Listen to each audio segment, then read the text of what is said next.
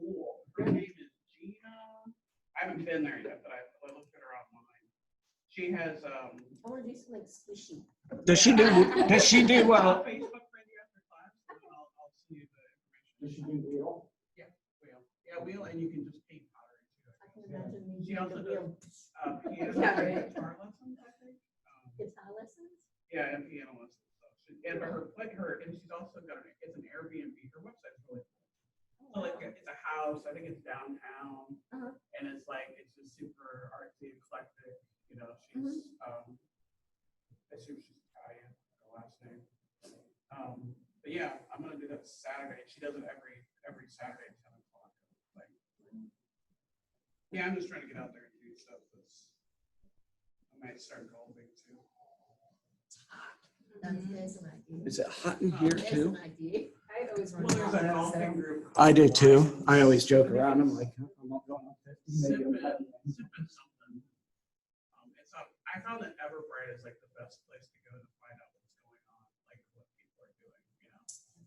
Yeah, it's just it's where you usually go buy tickets, but people have free tickets, you know, for all different kinds of things, just to get people to reserve whatever. But like the golfing is like $20. You don't have to have clubs. You just have to bring wine and speaker, you know, for your music, and then you can share club with somebody else. So you know, decide what you're doing. Oh, Yeah, I just kind of that's pretty cool. pounding the pavement on one side.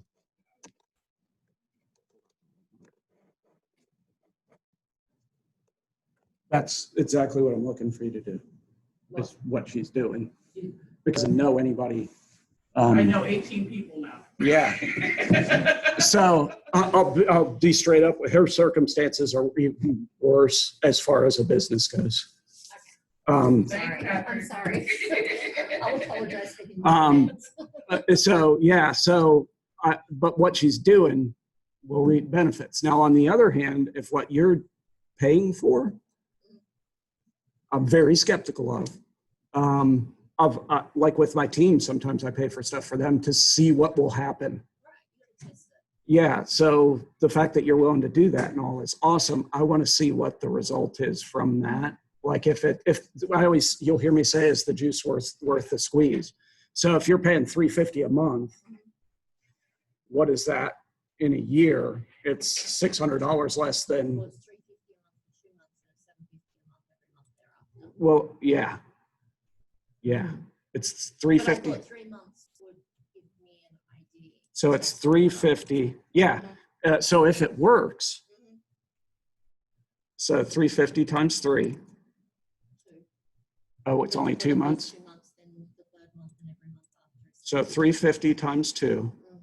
So they're trying to get you addicted to their drug, which is fine. As long as the drug works, Is $700.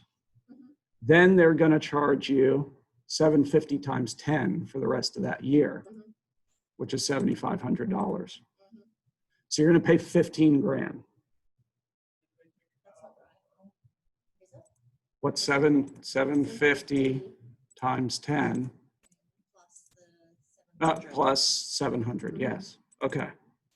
But still, I mean, So- I'm not going to say like 8,000 is a lot of money. Well, here's the deal. This is real simple, the way that these things work. Let me make sure I have everybody on here before I start. Like 3 discussions and 2 warnings that I have to give out today. I've had just the worst. No. Oh, You no. already got yours. I need our discussion. So let me make sure whoever's out here is in. Hey, Maria, how are you? I'm good, Patrick. How are you? Good. So we're going to have a little pre-discussion of a couple things before we get involved here. So I just wanted to give you a heads up. We'll be started shortly. So what you're saying is you're going to, you know, if we give it the real try, we're going to pay $8,200 over a year. And then we're going to pay $7,500 times 12 after that. So the goal here for them, and there's a lot of things that come out of it. I don't know their program specifically. I know there's that when you said, well, what about this one? What about this one? I could go on here and spend $20,000 in less than 30 minutes on all those gadgets and silver bullets and all that stuff. Agents are suckers to try to do anything but their sphere of influence. They will do anything to avoid doing their job, is what I've experienced. Like they're like, I want to buy this stuff instead of doing it. I want to buy leads. We'll talk about, that's a whole different discussion when you're buying leads. How you work with those people, how they treat you is not great, and how you treat them is better than they deserve. So we'll go into that. So $8,200. So let's figure out what break even is on that. So if you sell something for 400,000, right? And it's a 3%. So that was 12,000 in gross commission income into the office, right? So you're on a 70-30 from the office, plus you have the 6% to Keller Williams International. So that's, you're paying 36% there. Then if you're working with me, there's 10%. So now you're at 46 versus 54. So if I multiply this by 0.54, this is what you made off that transaction, approximately. And then you're paying taxes on this and whatever else comes out of it. So we need to have at least 2 transactions. We have these 2 transactions, and we traded that, what did I come up with, 8,200? Yeah, 80. So we paid 8,200 to get 12,960. There's a lot of things that go into that. Some of the things that go into it are, you gain some experience. We'll talk about what kind of experiences you want and what kind of experiences you don't want. So we probably want for this to be really worth it.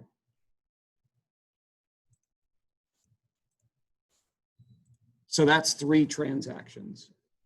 The cool, if you did 3 in a year and it came out to 20 grand, yeah.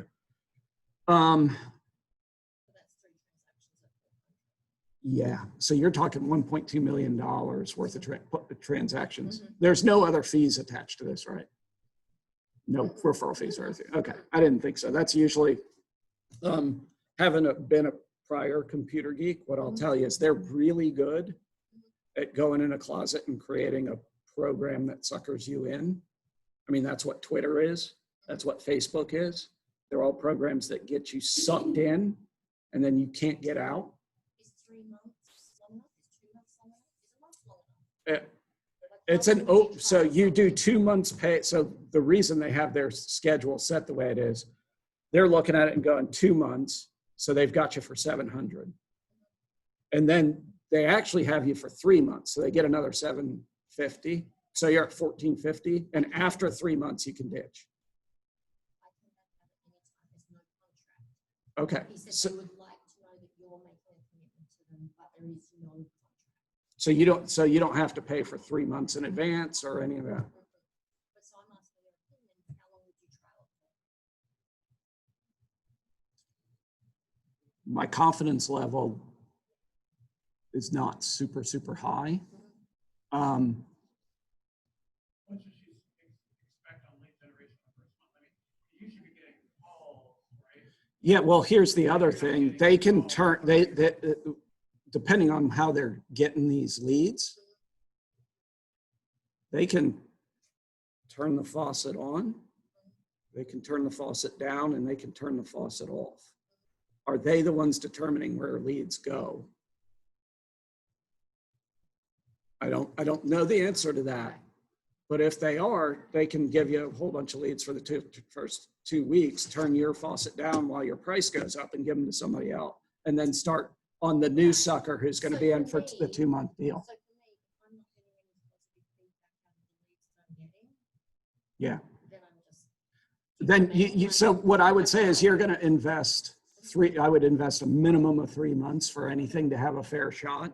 That goes for open houses. That goes for everything except Sphere. Because Sphere is the only thing that really freaking matters in the end anyway. If these leads, like a lot of times what they call a lead are not a lead. We call them on my team a person of interest. Right. So we'll get into that stuff today. So 3 months of that, give it a shot. I'll help you in any way I can to decipher whether it makes sense or not. By what, I'm still doing my sphere of influence. yeah, yeah. If And you I know stopped that doing might that, be too much, yeah, but I'd rather too much than little. that the sphere of influence matters way more than this hogwash. That's what I would say. I mean, to go to a company like Berkshire Hathaway where they're paying a lot more money than you are, if you're successful, and then paying for leads makes no sense to me whatsoever, but I'll just throw that out there. Second topic of discussion today.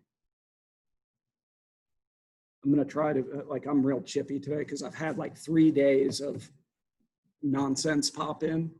Katie's seen when it happens, it's unpleasant. I'm trying to hold it back because I was too mean to Rachel last night. Okay, so you're going to run into circumstances because you're a new agent and you're hungry and you want experience and you want to do things where not on purpose, people are going to take advantage of you. It could be, most of the time it's an experienced agent. They'll take advantage of you in some way, shape, or form.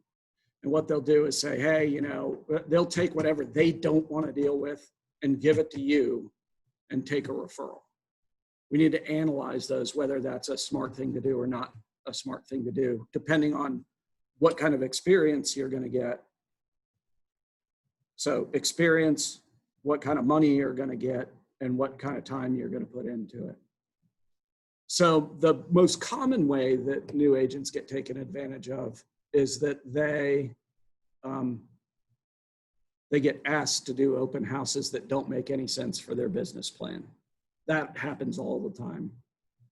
And there's a couple ways it happens. Sometimes they'll contact you directly. Sometimes they'll say, I need somebody to do an open house this weekend, and they'll post it on the interior site.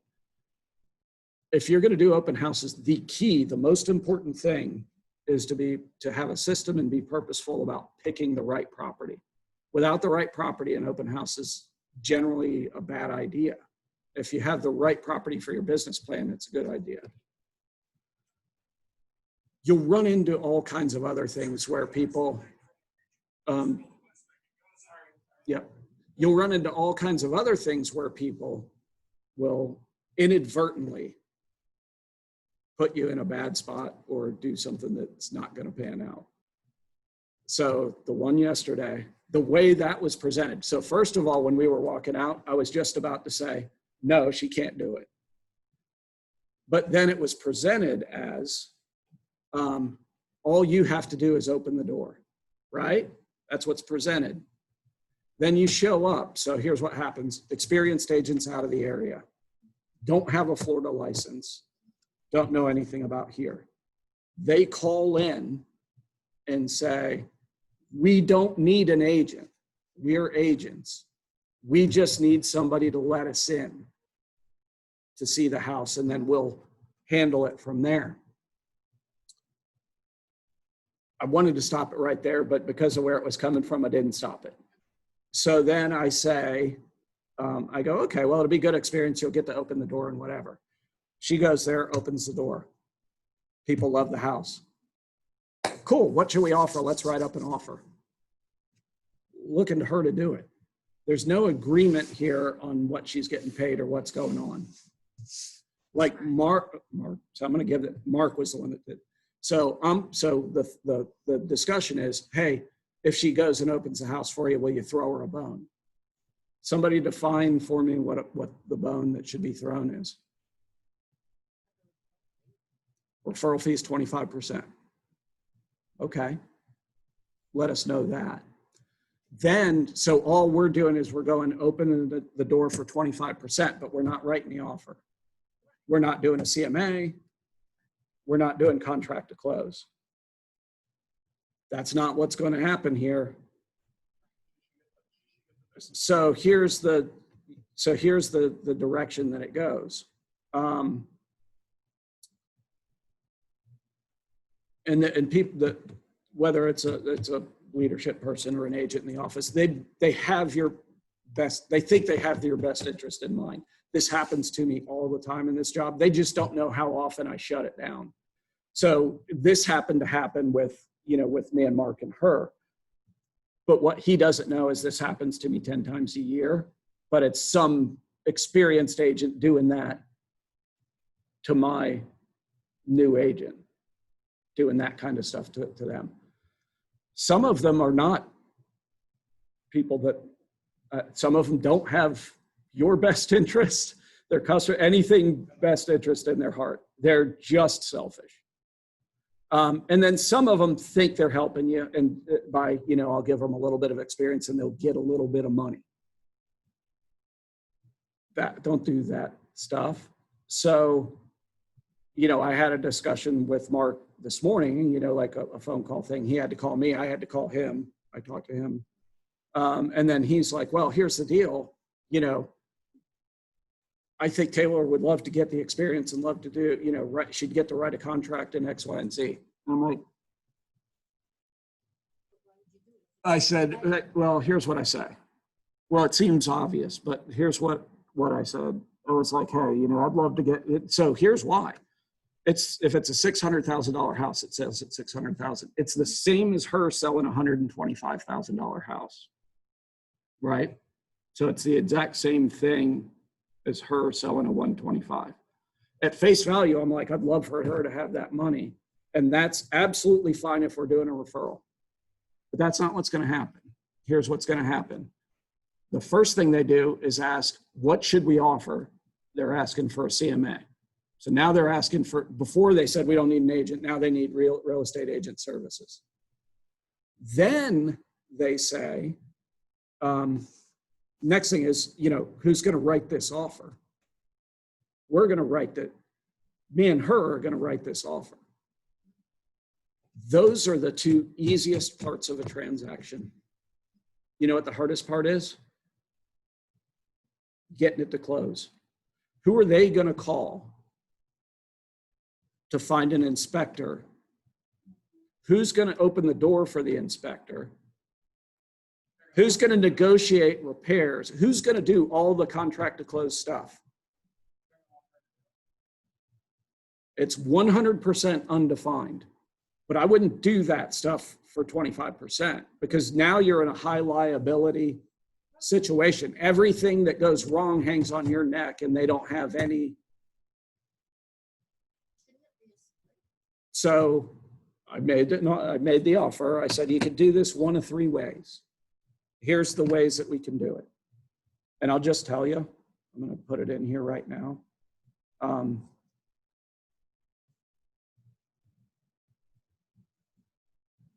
they're from I would, out of town and they thought that they could get someone in town to do all that work. and they don't, and I don't know if they knew what they were doing. They don't. They're not intentionally trying to take advantage.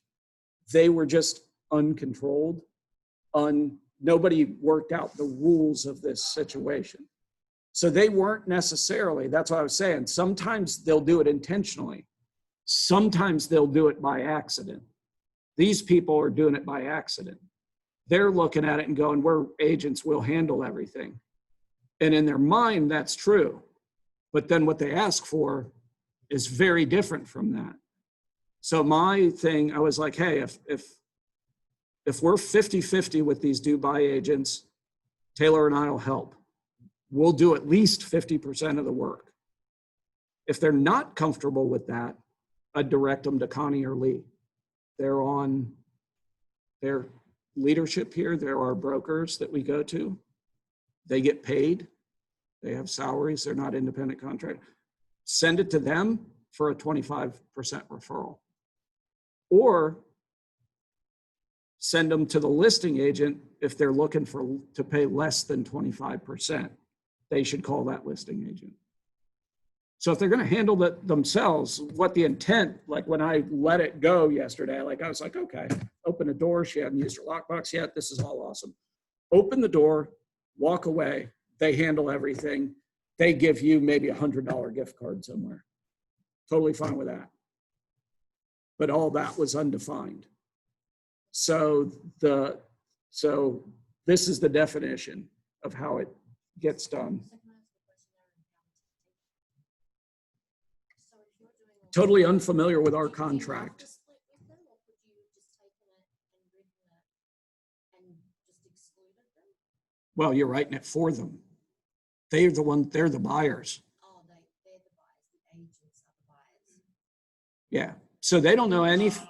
They don't, sorry about Okay. that. They don't know anything about our contract. They don't know about the dates we're going to talk about. They don't know how to do contract to close. She and I would do all the work for maybe a 25% for referral. That's undefined. So I just defined it like you've seen how protective I get of you guys or anybody else.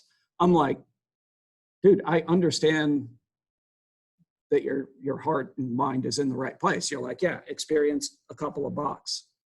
But the reality is that will put you out of business because that first transaction is good. Like almost 100% of the time, you know this to be true. That first transaction, you spend all your time on that transaction.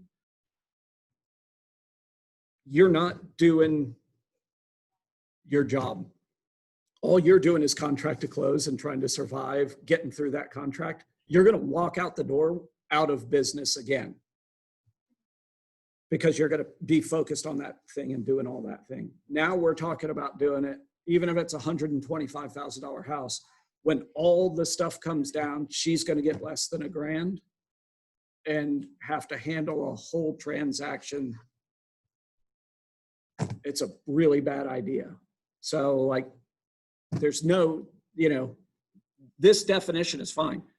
What I told Mark, I was like, dude, you know what? I'll just give her the freaking money to get out of this. I don't, I'll do that. Like, dude, I'll just give her, I don't want her to miss the opportunity. I'll give her the freaking $500 and tell her how to do this. But this is a horrible idea. I was like, I'd rather just give her the money. And he's like, okay, I get it. But I mean, that's the reality of it. I mean, I would, what do you, yeah.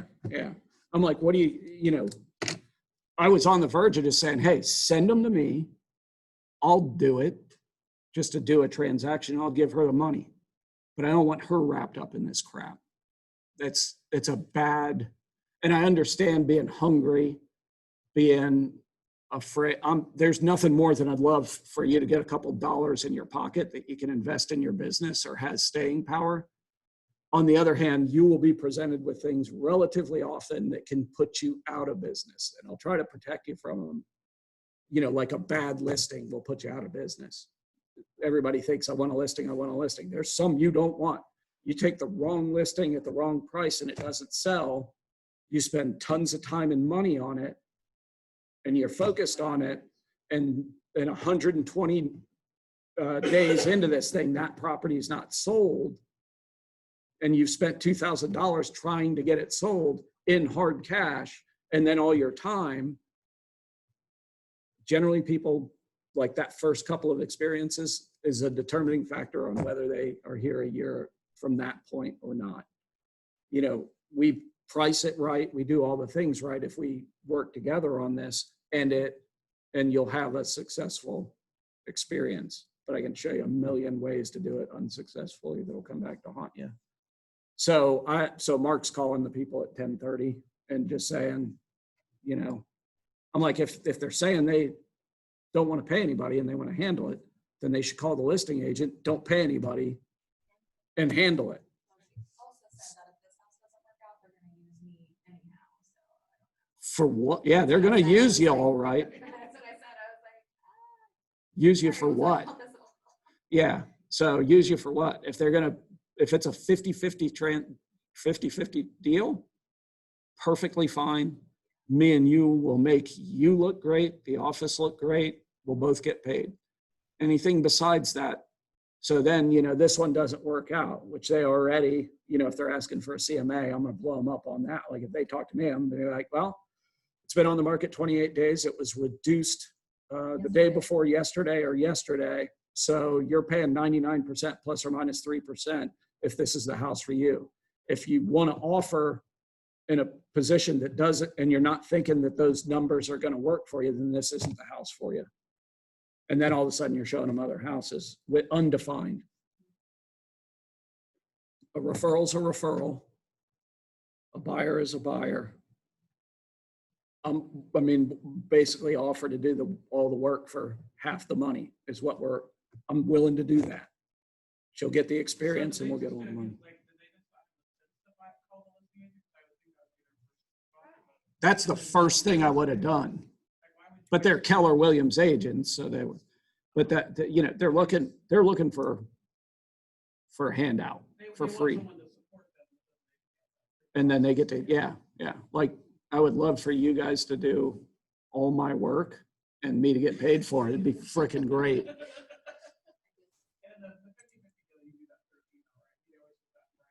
Yeah, you would normally get it in writing and everything. And all that stuff should be ironed out and fixed before it ever gets to, because that's what I said to him. I was like, hey, Mark, so let me ask you a question.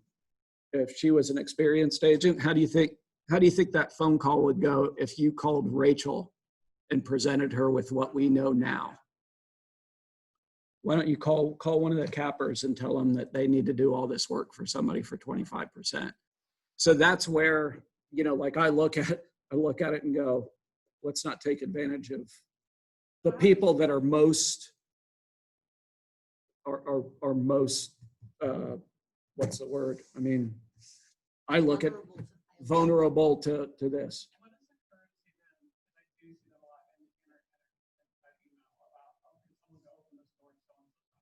That stuff. So like generally what Rachel and I do, because we run into it pretty often, if somebody says, hey, can somebody go open this door for me?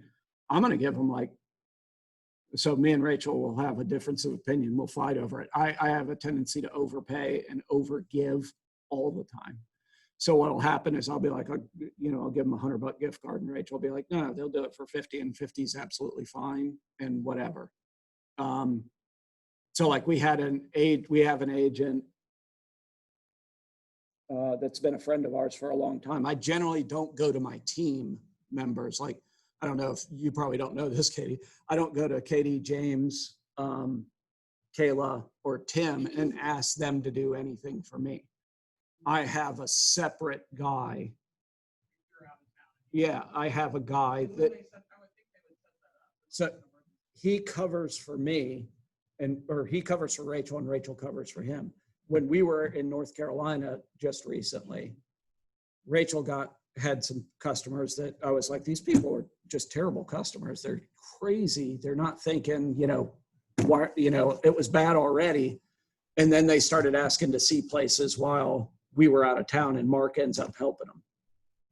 And he ends up writing an offer for them that gets accepted. And then we're going to do contract to close. And he's like, oh, I don't want anything. He's like me. I don't want anything. I took care of it. It's no big deal. Yeah.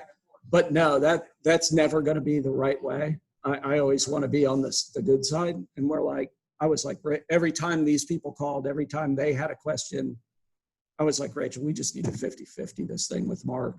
He's handling the showings, writing the contract, doing all the stuff. We're going to handle contract to close. He needs to get at least 50%. Now, he refuses to take it. We'll see how that works out. It might be 25% because yesterday he calls us with a similar, we call it a monkey poop fight, that we're handling for him. So you'll build a relationship with somebody that will treat you fairly and you will treat them fairly, because that being able to go out of town without having stuff hang on your neck is a huge deal. So like if he showed those people 10 properties and they didn't buy any of them and he didn't write an offer and all that stuff, we would have been shooting for like a $250 gift card too. Actually, she was going to get one. He's a big fisherman. So like he's so good to us because 2 or 3 times a week, he hops on a boat and goes 25 miles to 60 miles offshore where there's no cell phone coverage, no nothing. And we handle the stuff for him. He values that peace of mind and tries to overpay us all the time. Just like if we go somewhere, we value it and try to overpay him all the time. And then in the end, it generally works out. Mm-hmm. Can we act as single agents? Mm-hmm. We can. So she could have said to this buyer, if you want me to negotiate this and do up the contract, I need you to sign the single agent form. Yeah, we generally don't do that though. Yeah. we're actually going to get into a little of that today. So sorry to go off on all that stuff, but it's important that you know that what I want you to do is think about when you're taking something on, you're a business person. And does it make good business sense for you? And is this the way that it's normally done, or is this being done this way because I'm vulnerable and I'm a new agent and blah, blah, blah, blah, blah. Why is this happening? And those agents, I don't think they mean anything by it. Mark, they're both actually in their minds probably helping her to a certain extent until you explain it to them and go, okay, see, what you want is us to do 75% of the work and take 25% of the money. Is that what the proposal is? Or do you want us to do 25% of the work and take 25% of the money? And that it just, generally speaking, those things should be ironed out prior to ever getting to an agent. But Mark has the hardest job in the entire world, and he's just trying to get the thing off his plate. And, at first glance, when you make a couple of bucks and get some experience. On further inspection, it's a ridiculous ridiculous thing that we're doing. We shouldn't do that. Yeah, it's hard. And I only took the time because it's going to happen to you. Well, yeah, it's hard because you want to build relationships with your coworkers. And you want to help them. I want to help them, but you can't. I'm a pro of getting. I'm a professional at getting taken advantage of, is what my wife would say. Like I'm full of bluster, full of beans, all that stuff. It's all self-protection. I overdo, like I'll protect myself here and then be a big bean on the other side. Let me grab you guys the stuff from the notes.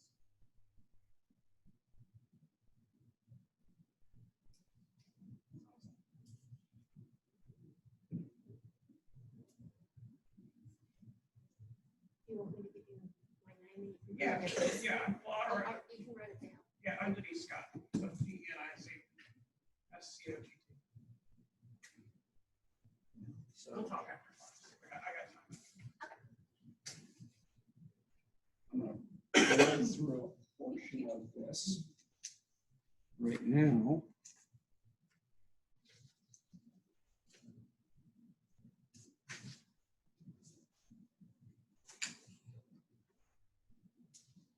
Okay, so this stuff, to a certain extent, is going to come out of left field.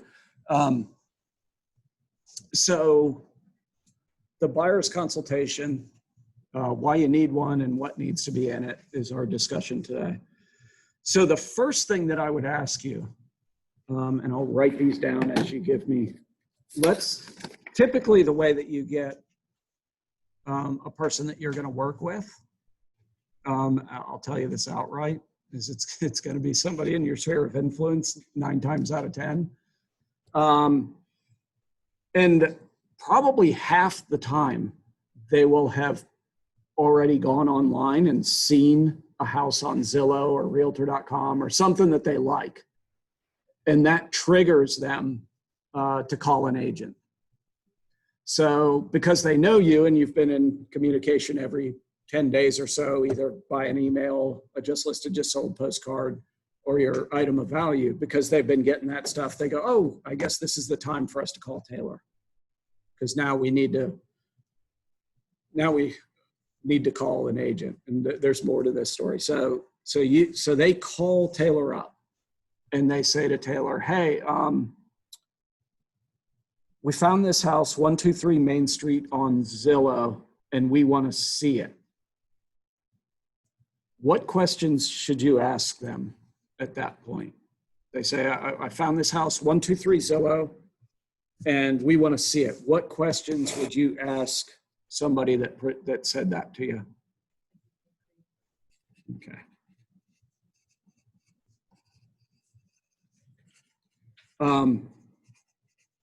What other questions? Yeah. I should finish my sentence. Pre-approved for a mortgage, yeah. Okay. So have you been pre-approved for a mortgage? What other questions might you ask them? Are they a first-time home buyer or do they need to sell a house? Are you a first-time home buyer?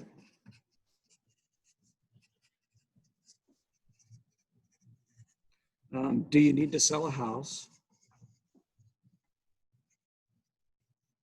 We always say, do you need to sell to buy? And then what was yours? You had a good one. Oh, see if they've already been working. Oh yeah, are you working with a realtor?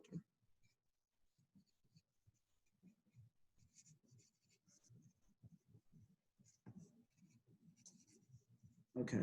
Any other ones that strike you as something you would ask on that first phone call? Kind of after that, would you ask them what they're looking for? Okay. Like what, you know, maybe what their budget is So what are you looking for? in terms of like budget, bedrooms, and, you know, is there anything Okay. particular specific or an area? Okay. Time frame. You know, you've taken this class before. Do you know what's about to happen? You don't remember. Thank you so much for showing up. Because the fact that you asked that question made me go, oh, she forgot what's about to happen. Any other questions that you would ask them? Okay. I will tell you right now, I won't ask them any of those questions. I'll ask absolutely none of those questions. I'm going to ask a different question. And the question is, when do you want to see it?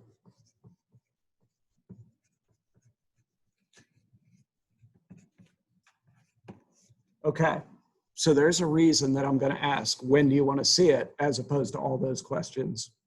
Think about it this way. Who benefits from the question, have you been pre-approved for a mortgage? You can argue that it's you and them, That's really you. but it's really you. Are you a first-time home buyer? That's a reasonable question. The question would be, why would you ask that question? And they're going to go, why do you need to know that info? So it sort of benefits you, at least in their mind. Oh, here's a good one. Do you need to sell to buy? Whose question does that benefit? What person does that question benefit?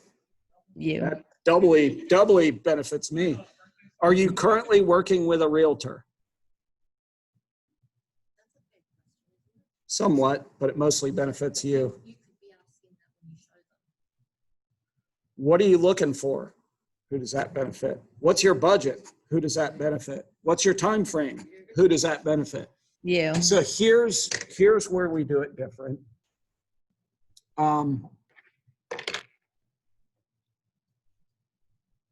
We do what we call the get out of jail free showing. So many times when you come into contact with a home buyer, they already identified a house that they want to see. In cases, what should you do? Everybody has these questions. This is typical. If you want to be the typical realtor, these are great questions to ask. But these, like, you know, to be crass about it, this is totally cutting out the foreplay. You're just going straight for the throat here.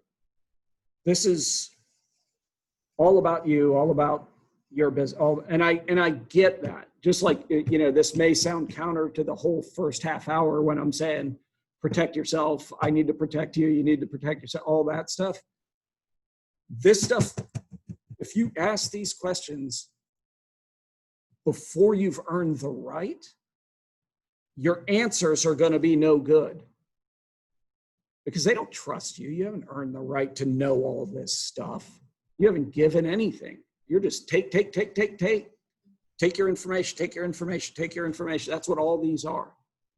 So the reason I say, when do you want to see it, is I can ask all these questions at the house when we're face to face, and I'm deciding whether I want to work with these people or not.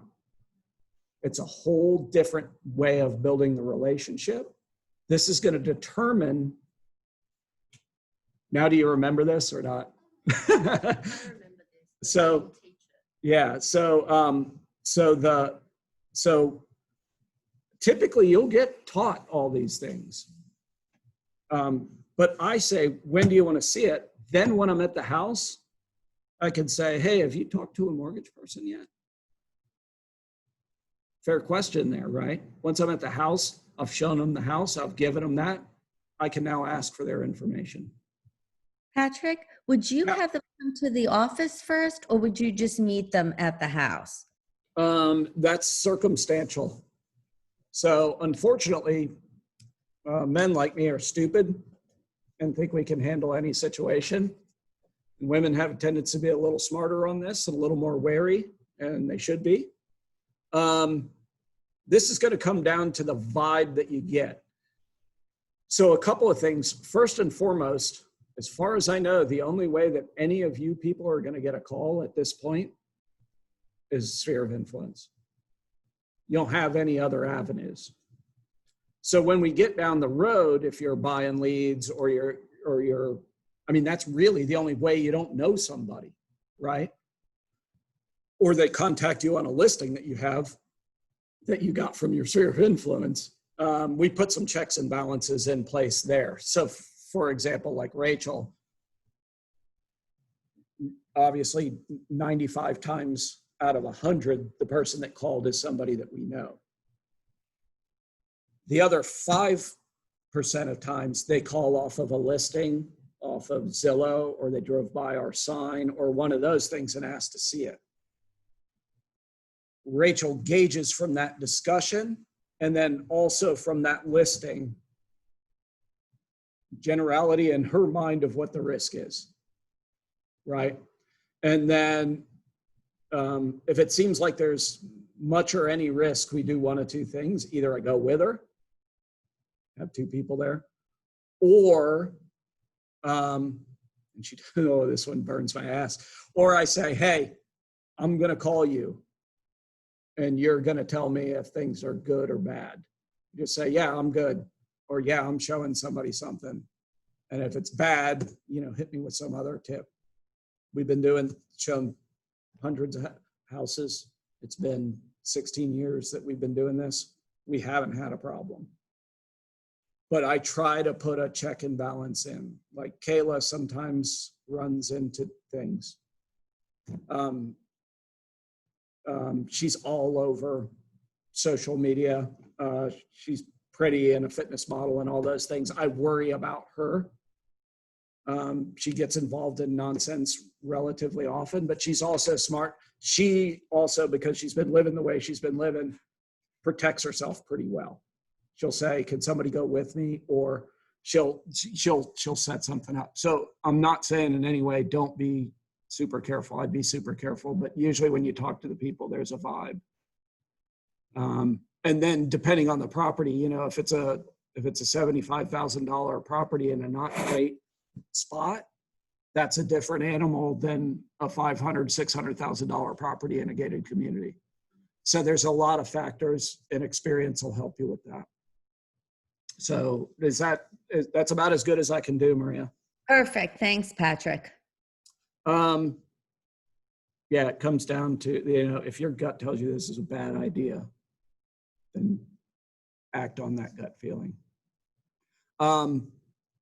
So generally when I get to the house, I open up the door and I go, hey, Patrick Dorian, you know, Keller Williams,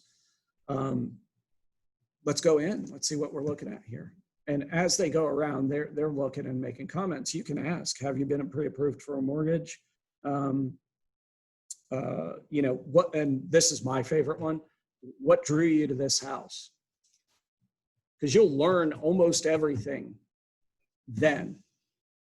When you say, what drew you to this house? They're going to say, our kid goes to the school in this neighborhood and we want him or her to stay there.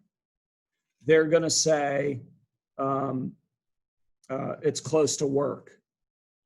Then they're even going to tell you the details of the house. This is a 4-bedroom. We need a minimum of 4 bedrooms.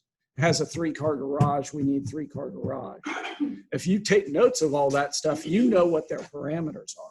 So what drew you to this house? And then they're going to say, and our price point is, you know, we like the price. Okay, what about the price do you like? Have you talked to a mortgage person? Like the easiest question is to let them go in, take in the house, no anxiety, go around and do their thing and say, why'd you choose this house? It'll answer virtually every one of these questions. Now, some of them won't want to tell you stuff. There's wide variety. They'll just say, oh, we just like it. Then, you're giving at this point. I'm okay with you asking all these questions because you need to know this information. If they're not going to give you any information or they don't tell you any of this stuff, then you went and got the experience of opening the house. You got some market knowledge by looking at the house, seeing what that dollar got in that neighborhood. And they're probably not somebody you want to work with. So you'll get that feeling of whether this is going to work or not. I can give you an example from last week. One of our agents held open a $650,000 house in Atlantic Beach. Was on the market for a day and a half. She does an open house, and this sounds wonderful until it happens. Buyers come through, they look at the house, they contact her later that day or the next day and say, hey, we want to put in an offer on that house. That sounds awesome. We want to offer $525. That sounds like a huge waste of time and energy. That's not going to happen. It doesn't make any sense. It's useless. But she doesn't have any relationship with these people, doesn't know anything. You can make a couple of decisions. For me, the first thing I'm going to do is show them the truth about the list of sales percentage for houses in that area. Because I know that house, if people are looking at it and wanting to write an offer in the first 2 or 3 days, I know that house is going to sell at 98% plus or minus 3% if it's the house for these people. And I would set up the statistics and I would show that to them before I did anything. And the rule is, if I can't educate you, I can't help you. If you resist the education, I can't help you. If I show you why it doesn't make any sense and I take the time to do it and you still want to do something, I don't want to work with them after that. It's the same thing as you. It's like, I don't want to do this for, show you now I get to show you 10 houses and make $1,000. It doesn't make any sense. There's nothing to that. So this kind of person is a problem. She ends up writing the offer. Listen to this. It went multiple offer and the people still wrote that crappy offer. Do you want them? You don't want them. Screw that guy. He said some other stuff that didn't make any friggin' sense too, but right away, if you can't. Oh, well, it's cash. So, so here's Mark. I'm going to have Troy, he's our mortgage guy, educate you in just a couple minutes on things to think about or to know in regards to mortgage. So I'm going to give you an idea of the difference in what happens when you work with a buyer's consultation and when you don't. So that first time is a get out of jail free card. The next time, if they've decided to engage with you and you with them in this business transaction of buying a house, the next time you're probably going to meet them at the office. And we'll explain what you're going to do when you meet at the office and go through this process. So here's what happens without a consultation. Buyer does not understand what their job is. Likely the agent doesn't know either. So the first time you come in contact with that buyer, they found a house they want to see. And this is actually an example of what happened to her in some way. They found what they want to see. Now, crap, I have to call some agent to get me in. That's what they look at. You're a door opener. The buyer sees all agents as the same. Anybody with a lockbox key can get me in this door. All of them are the same. Buyer sees the agent as a necessary evil to unlocking the doors so they can see them. Half the time, they don't even want to freaking call anybody. The buyer looks at the agent as an order taker. That's what happened this past weekend. Oh, you showed me this house. It happened to be in an open house. Now take my order. My order is you write it up at $525. Therefore, the buyer has absolutely no reason to be loyal to the agent. Zero reason, right? So with a buyer's consultation, the buyer sees the agent as a professional. The buyer sees the agent as an educator or a consultant, somebody that's gonna, those people treated you like without and then asked for things with. So that's where you got a switcheroo done to you. Probably not intentional on their part. Mark said they're super nice people. They're just not thinking about what they're just a little selfish, accidentally. Buyer asks the agent's guidance and respects their opinion. That happened to you. They presented you with the without option and then switched it to the other one. Buyer realizes their agent is different and therefore feels lucky to have them. Buyer will be loyal and better yet, will refer their agent because they're that good. So I'll give you an example. On Facebook, if you ever see, if somebody says, hey, I need a really good AC person, I'm on there and answer that fast because I know that the AC person that I send them is going to reflect well on me because he's that good. You see how that works?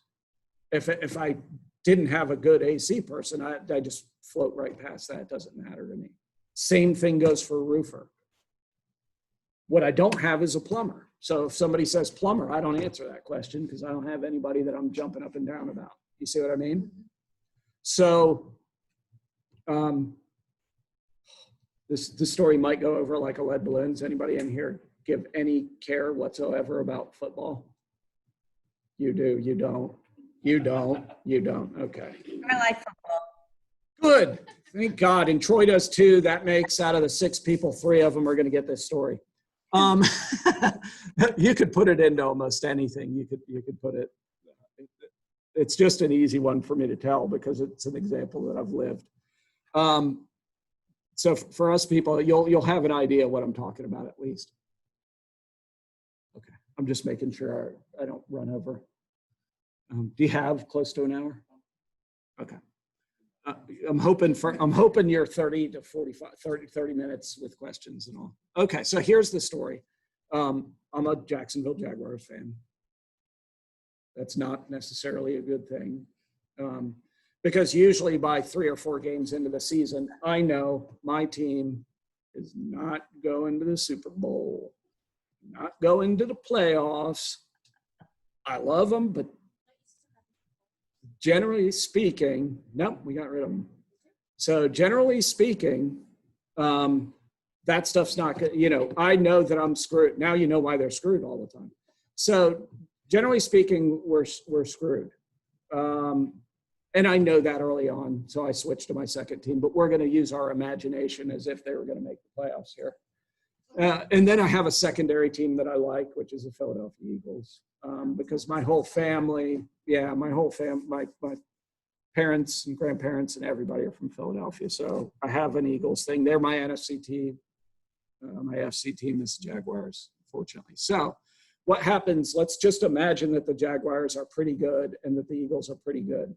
They're not good enough that they avoid wild card weekend. So the first weekend of the playoffs, what they'll have is either an AFC game on Saturday at about 3:30, an NFC game on Saturday night, and then on Sunday they'll have a NFC wild card game around 1 or 2 o'clock, and then they'll have the AFC one at night. So they'll have those 4 games. Those are the people sort of that barely skated into the playoffs, and they're going to play each other.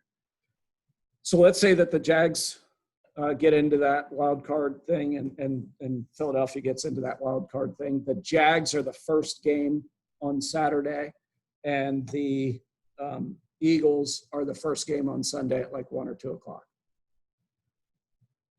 Here's what happens. I get contacted either by a referral, by somebody directly, or I get somehow come in contact with a buyer. And they're like, oh, we need to see some houses today.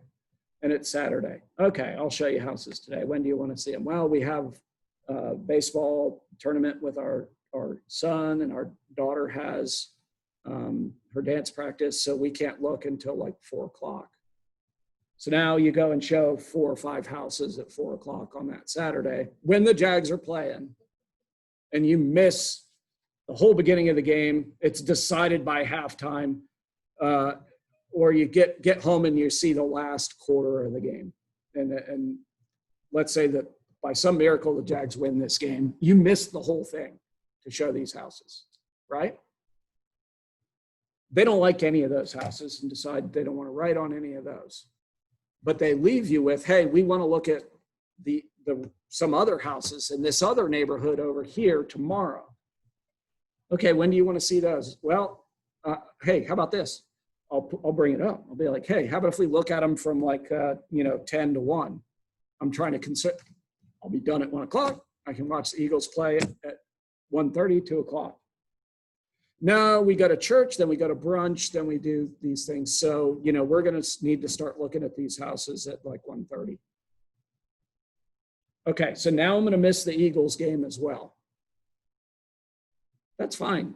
I'm going to get paid for this. I'm going to sell these people a house. Great. Okay. So the next week goes along.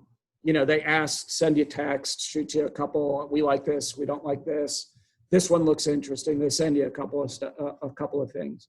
And then the weekend's coming around and the exact same thing happens again. You miss both of your games because of the same set of circumstances. Their schedule, what they want to see, when they want to see it. You miss those games. You miss it again. Let's say by some miracle, both the Jags and the Eagles move on. Now they're in the AFC and NFC championship games. Those are both played on Sunday. So on Friday, to try to protect yourself, you call them Friday night or Thursday, or shoot them a text or an email and say, hey, I'm interested in, I'm wide open on Saturday. Let's go see any and all houses that you want to see on Saturday. No, our daughter has a soccer tournament, and we're not going to be available all day Saturday. What we can do though is we would like to look all day Sunday, but we can't start till 1 o'clock. Now you're going to miss both of those games, right? So you missed them again. Does anybody know what game is the following weekend? It's called the Pro Bowl. It's a game nobody wants to frickin' watch at all. So what I'm going to do in an effort to save myself is call them before that weekend and go, I'm wide open Saturday and Sunday. Let's go look at houses. Oh, I'm sorry. We're going on a retreat Thursday through Sunday to the mountains, so we can't see any that weekend. Okay, cool. Well, I got the weekend off from these people. That's great. All this time, now the Eagles, this is the longest shot in the world. I would love to bet on it. The Eagles and Jacksonville Jaguars are playing in the Super Bowl the following week. Freaking miracle. God came down from heaven and touched both those teams. Now they're your favorite teams in the world. I work from sphere of influence. I'm throwing a humongous Super Bowl party on Sunday.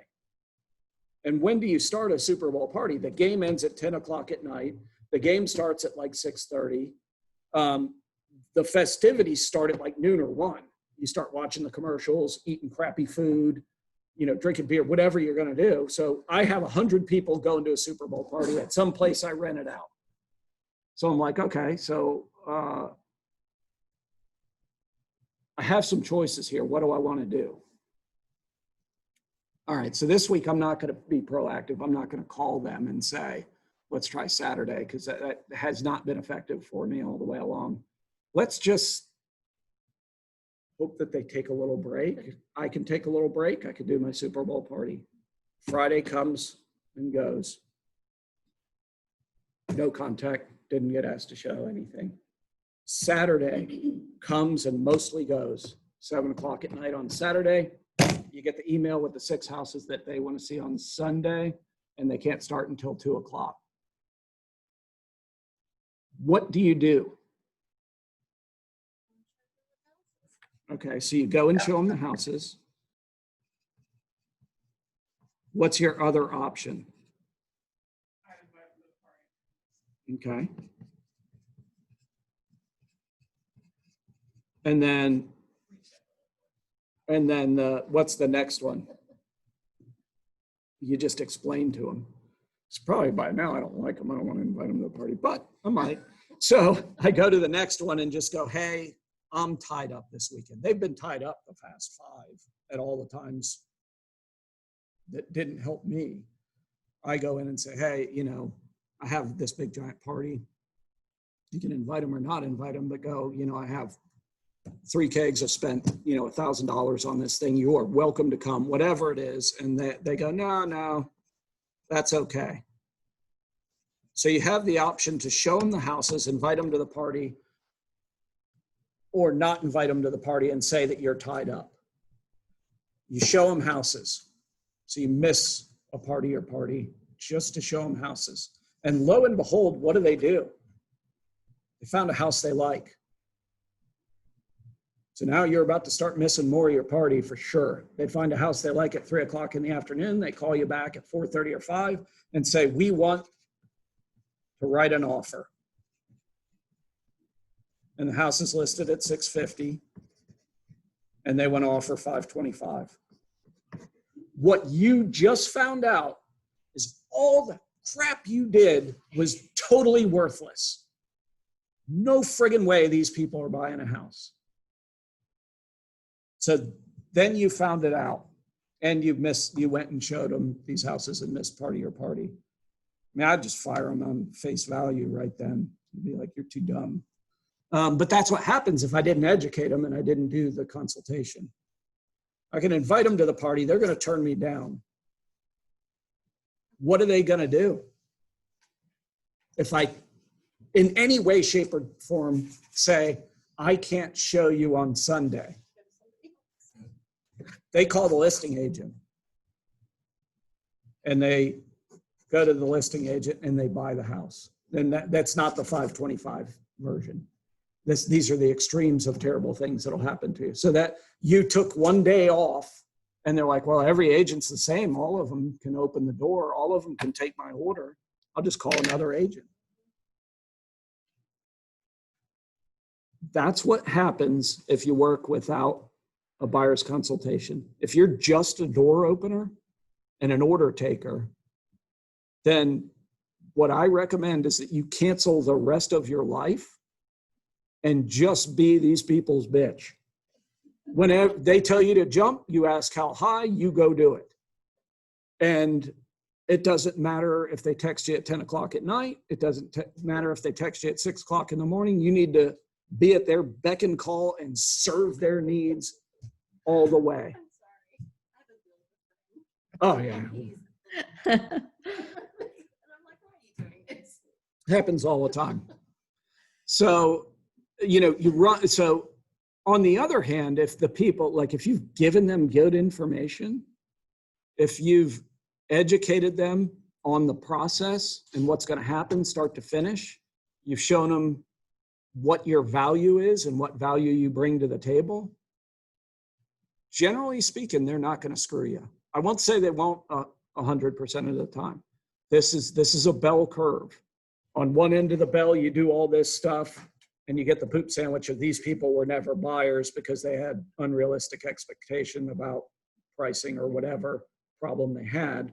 Or the opposite end of the spectrum, they have zero loyalty, and they're just going to treat you horrible. It's a bell curve. There's infinite things in between that can happen. If you use a buyer's consultation, you will put it to the 90% success. If you don't use one, you're going to be around 25% success. So I do that MREA spreadsheet and all those things with the business planning. How you work determines these things. Here's the crappy part. The person is your friend. And because they're your friend, you skip treating them like you would somebody you don't know, which means you think you're entitled. But if you don't, so we hold friends, family, and past customers to as high or a higher business standard than people we don't know. So the problem for people that are more amiable, nicer than me, It'll happen to Katie, regardless of me saying this to her. It'll probably happen to you. It might happen to you, almost guaranteed to happen to you at some point. You're nice, wonderful people, and you're going to say, I'm your friend, and I'm going to help you. And you and I together would do a great job. But because you didn't explain to them the process, because you didn't educate them or do all the stuff, you just said, you're my friend, I'll open the doors. That's true. So I'm your friend, I'll open the doors for you. I'm your friend, I'll write the contract for you. I'm the friend, I'll change the rules for a friend and work without a consultation. That's a good way to one of two things. Not have that friend anymore, because either they screwed you or in their eyes, you screwed them, or to lose them as a customer to somebody who does do a buyer's consultation. I can't, and then I'm going to, after we have Troy do his discussion here, we're going to go into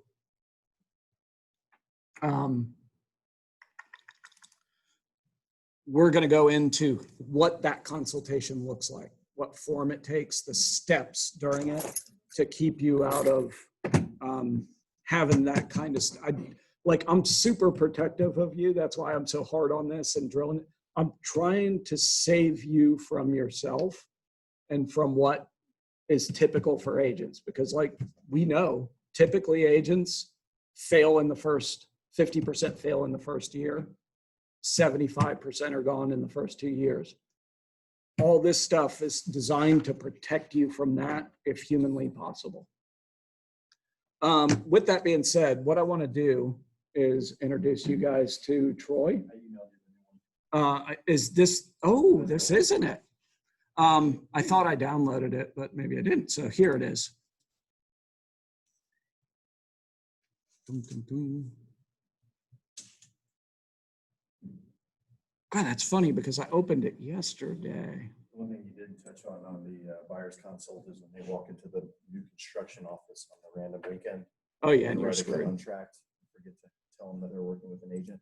And then you're calling afterwards going, no, I'm working with them. And TR Horton says, no, it's the same thing. Nah, they didn't mention you. So Make sure they have a stack of cards in their car and you have a buyer agreement, because that is the biggest complaint. And those site agents are like, we asked. And it's like the 70th question on their questionnaire, something like that. If not, I can use that whole one. yeah. And I have like all kinds of crazy opinions on, we'll get to that in a minute on oh, I downloaded it yesterday. That's why. On when and how to use a buyer's agreement. Rachel and I never use them, but we work with sphere of influence. If you don't have sphere of influence, then you need to use it. But then it's less powerful. You'll hear this one is opinions all day long. Oh, I did. When we worked with your brother to buy the house, you guys were as hands-on as with them as you were with any random person we worked with. So, Yeah, we're seated. no. There's no camera. Okay. There's no nothing. You can handle the whole thing. There's one person watching online. Okay. Cool. So I can flip through this stuff, but just stay close enough that she could potentially hear you. Do you want me to raise it up on the hearing? Yeah. Okay. Just when I hit enter, it jumps way ahead. So Yeah. it's no problem. Yeah, my computer's. There I am. That's right. Just hit the arrow. Okay. You have a Mac? We do. I just don't use it. So. Oh, okay. I was going to say. Jess uses it, so Yeah. it works. So Good job. it's afternoon now, right? Because it's still morning. Morning. Okay. Good morning. How's everyone? All right. Well, I'm Troy Silhan. I'm a mortgage banker with Bank of England. I've worked with Pat and Rachel for about 8 years now. Usually Pat does a big, glorious introduction, but I'm going to steal it from him. How we got into Keller Williams 8-9 years ago was through a partnership and a relationship. What did you just do? Oh, I turned that one on. It should turn both of them on. Okay. So we, at the time, we were a very refinance heavy company. meaning we had only done refinances and no one knew how to do purchases really. And we started getting into networking groups. And then we met Pat and Rachel through a deal that was falling apart with another lender. And our current area manager that at the time was a loan originator. And he was able to step in, save the deal, and then able to work some deals with them through the years. Got introduced to Mark and Steve and company, and it's been about 8 years. If you wouldn't mind leaving it on that, it works better with the Zoom. If you go full screen with the Zoom, it'll screw the person on the other end. Sorry like that. No, that's fine. So, so we've been had a partnership with Keller Williams for about 8 years now. And our biggest thing is education. We try to be present, educate, help your buyers, help you take a little bit of the worry off your plate when you're working with buyers, because there's a lot of moving parts when you're selling real estate. Most agents want to get into a heavy listing and fewer buyers the longer their careers go. We have a lot more hopefully listings because it's a lot easier to put a sign in the yard, market it, et cetera, and let it do the advertising for you. Then, like Pat's example, driving Mr. and Mrs. Smith to 10 properties every weekend. So once they find that right property, what could get real bad is when the loan originator said, yeah, they're pre-approved or pre-qualified, and 3 weeks, 4 weeks into the process, then an underwriter comes back and says, no, they're not. And you did all that work, you wrote the contract, offer turned into contract, et cetera, and now you're getting bad news. So we really take our time to make sure that that doesn't happen. A little bit about me, born in Miami, been in Jacksonville since 1992. Been married to my wife for about 16 years. We dated back in college, which was cool. 2 kids. When we're not doing mortgages, we are at basketball tournaments and basketball games. Both kids very involved in that. Closed a little over 1,600 loans since 2009. I am, when we started Bank of England here in Jacksonville, I started 4 days after that. When everyone was leaving the mortgage business, I came in and didn't ask enough questions about why everyone was leaving. They were like, well, now you have a desk. Dead serious. And now we have about 50 employees, and we're one of the top lenders in North Florida, which is awesome. The biggest thing is our goal and the way we run our business is helping clients achieve what they want, which is homeownership. Let's see if I did that right. Okay, so how many closings do we have in this room? Any first time? No one, none yet? Brand new. Awesome. Okay. Perfect. So when you're picking your team, so picked Keller Williams, and the value of Keller Williams, and that has a good branding, but also the education, things that you're going to get to really put yourselves at the top of the real estate market. Well, beyond that, you're going to get a home inspector, and you're going to have access to electricians and plumbers and things like that, title company, and mortgage lender. And mortgage lender is very important because if they're not paying cash, we're a necessary evil, and you want to make sure that the person that you're working with is doing the right thing. So these are the 4 things that we think are most important. Local is important. I can do loans in all the states. I do a ton of business in Dallas because I have family there, and North Carolina because I have family there, but I'm a lot less efficient in those 2 states than I am right here in North Florida. So when you're picking somebody to work with, go with local. You want to be able to walk into the office, pick up the phone, or a real bad scenario, call my boss and go, hey, something happened if something did happen, or things are going to keep on track. We're going to bump into each other. I want to make sure I'm doing a good job. The person that's going to be living in my community, as well as you, I might bump into you, and I want to get your business going long term. Customer service, it's an inherent item, but you don't need to take that for granted. So customer service for us is when you're out showing properties on that weekend and you call me and say, hey, I need a pre-approval, and I can turn that pre-approval around that weekend. A lot of times that's the difference between getting your offer accepted or not. And we've done a lot of business through the years. Our big thing was we'll answer the phone on the weekend, and we will. And I'll do all the legwork during the week to make sure that person's pre-approved, but it takes nothing for me to step aside from a basketball tournament or the beach, et cetera, and knock out a pre-approval. And when I say a lot of business throughout the years, thousands of loans that we've landed because we've been able to get that pre-approval in at 8 o'clock on Sunday night, and you're beating out all those offers that were coming in Monday, Tuesday, and so on. And that's what I think is great customer service. Also, doing the right thing. So sometimes clients need a little bit of bump. You're not going to be overly pushy. You're trying to build a relationship with them. But here's the mortgage lender going, hey, I need these documents. I need this. I need that. And sometimes you have to do it with a stern voice because you want them to actually deliver the items that we can say, okay, now you're pre-approved. Okay?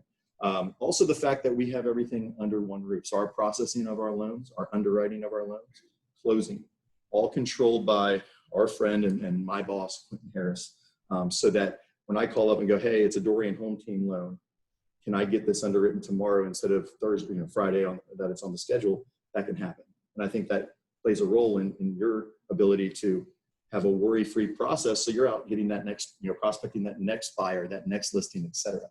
Speed, I don't know if we're the fastest in the market, but we're up there. We're still closing purchase transactions inside 30 days. And that includes your conventional, your VA, your FHA, your down payment assistance bonds loans. We have 4 dedicated underwriters to our branch. And then we have a very caring manager who prioritizes purchases over refinances. And understand this, more goes into a purchase than a refi. It takes more man hours to close a purchase than a refi. But people are counting, you folks are counting on that loan closing on that date. And those people move in on that date. The refinance person, they're already living in the house. So not to say we bump them out of the way, but we underwrite, usually it's, every 4 loans, we'll underwrite 3 purchases to 1 refi. And that where that's important is it keeps our speed, our flow going. And then we incentivize our underwriters. We had underwriters work 2 weekends back to back just to get back to 24 to 48 hour turn times from their initial underwrite. So when we sit a loan to them, they're being underwritten that quickly. And that's what, when you're working with a company that has that ability to be nimble and say, oh my goodness, we have this many loans closing in the next 3 weeks. We need to get this done, and having the capacity to get that done is important because then we can move your stuff up quicker. And then integrity. So you want everybody to be honest, right? Sometimes loan originators are working so fast, they send out a pre-qualification letter and it's not as good as the paper it's written on because they didn't do the work or didn't ask the questions or didn't send it to an underwriter and get them to sign off on something. And typically it's really easy to, honestly, I think it's really easy to do loans. We look at 3 things. We look at income versus your debts. We look at your credit score, and we look at your down payment. Someone says they have 50 grand in the bank. They probably have 50 grand in the bank. And I can look at a bank statement and go, yep, there it is. Credit score is a number. They have a 750, they have a 750. That's pretty easy. Debt to income ratio is where it trips people up every single time. And that's when the underwriter, the evil underwriter that's behind the curtain making the real decision, comes back and says, yeah, I can't approve this loan because they don't make enough. And that runs into things where people have divorces and they're not getting their child support or alimony, or they are self-employed and they've only had the company for 1.5 years, but they told the loan originator it was 2 years. Integrity comes into play with the person on the front line that's turning over that pre-approval. Your buyer is trusting that they can go buy a home, actually did their job correctly. Then once they're under contract, we're just following a process. So make sure that as you guys grow in your career, you understand to ask the right questions and make sure that, hey, this piece of paper that says they're approved at $300,000, that person did some fact checking. We always do, and that makes a huge difference. So any questions on the first 2 slides? Obviously, the first one was about me, so if you want to ask any questions, feel free. So preparing buyers. So let's run a scenario. What's your name? Corey. So Corey calls me and says, Troy, I have a buyer, first-time home buyer. They're very excited, and they're thinking they want to spend about $1,400 a month on their payment. Okay, no problem. So I call them within the afternoon, get that process, get their, what's their goal, what's their time frame, what do they think their credit score is, and then I send them some information. I send them a link to a secured portal where they can fill out information, and then I request for them some items. So if they're self-employed, I'm going to request more documentation than I am for a person that's just W-2. So they want you to go show them houses this weekend. And Friday afternoon rolls around and I haven't gotten any documentation from them.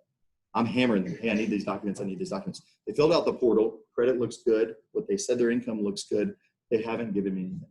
I'm following back up with you, Corey, saying, hey, we're still waiting on these income docs. Then the ball's in your court. If you want to show them properties and build that rapport, that's fine. Sometimes people, you get a feel for them. You go, okay, you know what? They're probably, they've been working at Mayo for 5 years. They probably make 50 grand. You can get a feel versus they just started a job. They don't really know. I can usually get a feel for that, and I'll let you know that. But we want to prepare them. Hey, buyer, you said you want to buy in August or September. Here's all the stuff that we're going to be going through.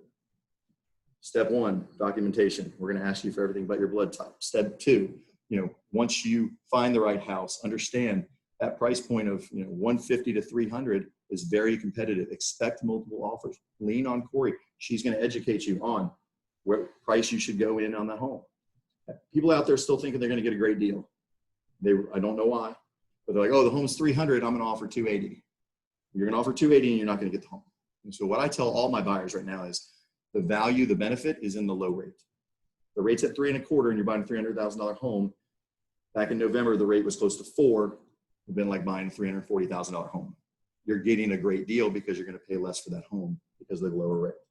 So we educate them on that. So they're not fighting with you on $3,000 here, $5,000 there. That's another thing. I tell them, I educate them, every $5,000 is $30 a month.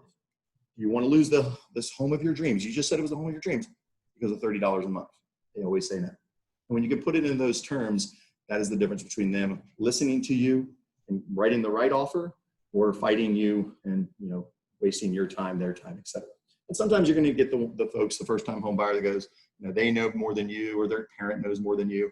And they're going to miss out on 2 or 3 contracts. And then they're going to learn through the hard way. Okay, on that third one, maybe I should go in at full 300,000. Maybe I should, you know, give them a $5,000 binder and really strengthen their offer.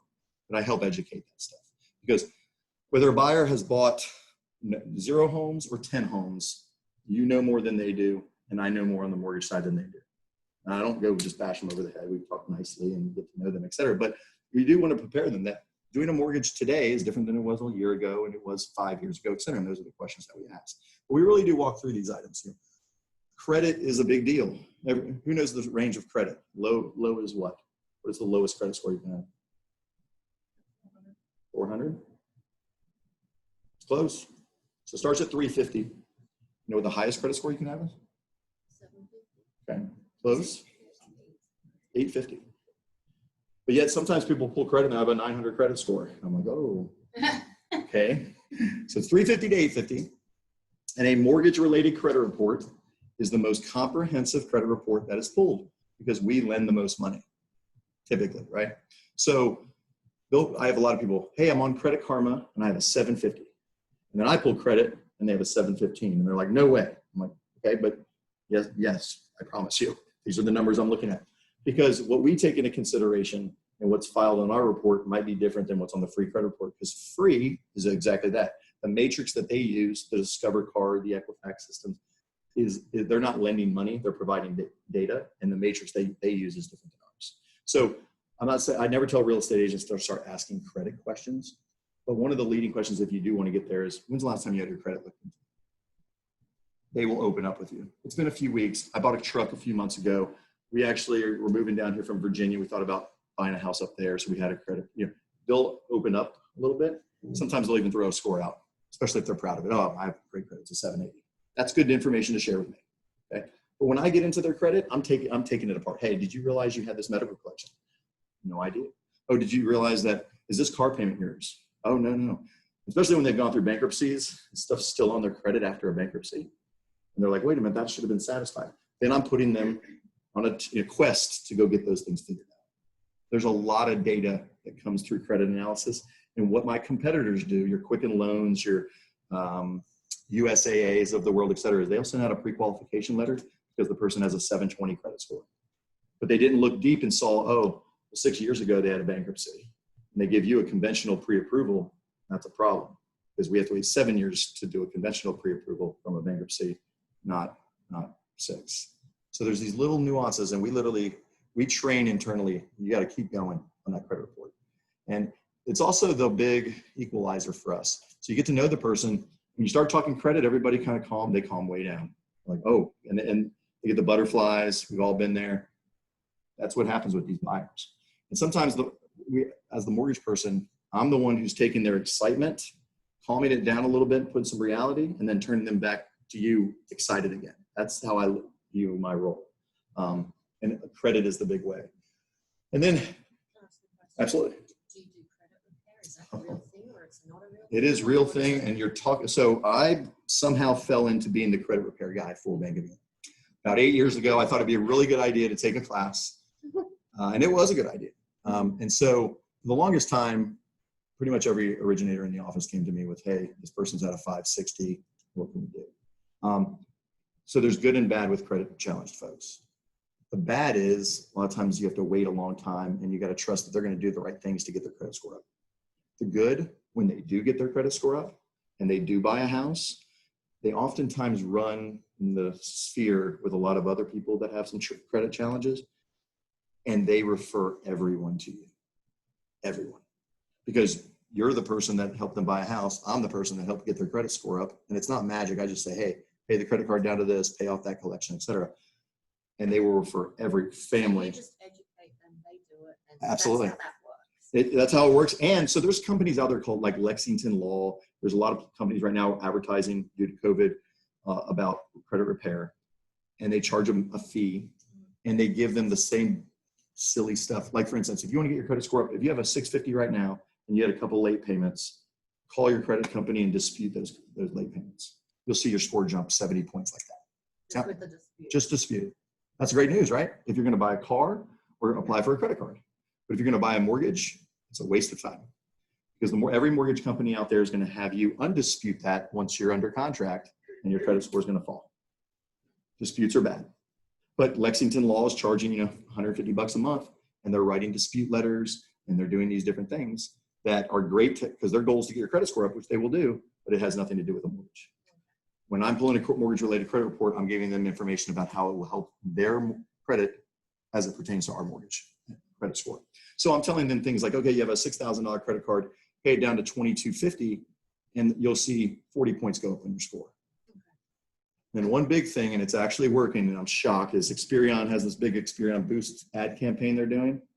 Experian Boost, you contact them online, and you pay them a fee, and they add non-traditional credit, cell phones, electric bill, that kind of stuff to your credit profile. And the last two customers that I've had, seeing a 40 and 45 point respective jump in their credit score.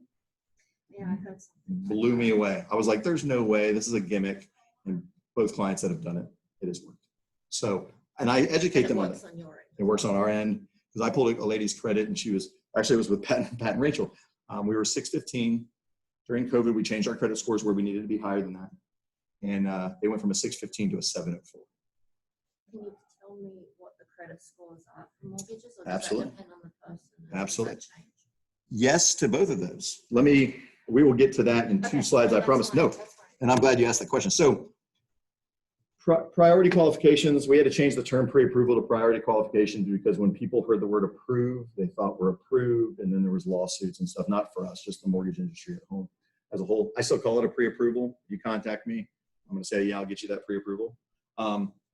When I write a pre-approval, it means it's assuming the client doesn't quit their job, leave this earth, spend all the money that they set aside for purchasing their home, or stop making any credit card payments and things like that. As long as they don't do something like that, we will close.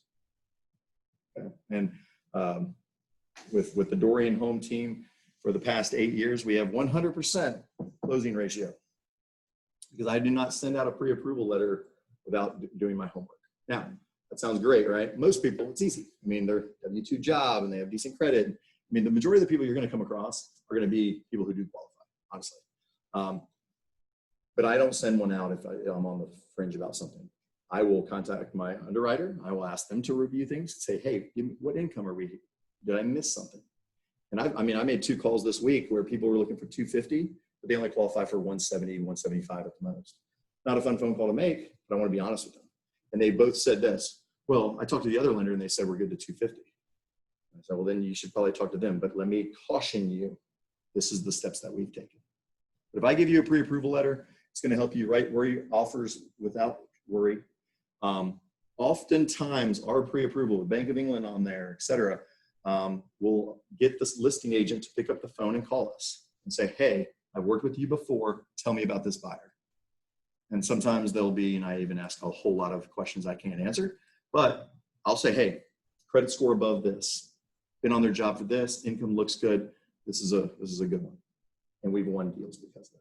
And I encourage the listing agent to contact me because I want to help win the deal for you, because it also benefits me. It's a win-win, and the buyer wins. So understand that we're just because someone says they want to buy a $300,000 home doesn't mean they should. And so I'm educating them on that, and I'm going to give them a pre-approval letter that I'll talk to them about a range. So when I do a pre-approval letter, let's say they're pre-approved for 300, but they're going out and you're going to write an offer for 280. No use in turning in that pre-approval for 300 to the seller, So I'll write it specific to the home there, and I'll call that buyer and go, hey, on this property, here's the taxes, here's the insurance estimate, here's your monthly payment. And if you ask for closing costs, here's your bottom line. And if you don't ask for closing costs, here's your bottom line. Because I want them to be confident that when they write the offer and it's accepted, their heads start spinning, that they're not worried about this piece. And the main reason I do that is because I wasn't done for me the first time I bought a home. And we got into a home way over our head when we bought it. And it was a cheap home too, but it's like, I thought the payment was going to be this, and then it was this. Wife and I arguing.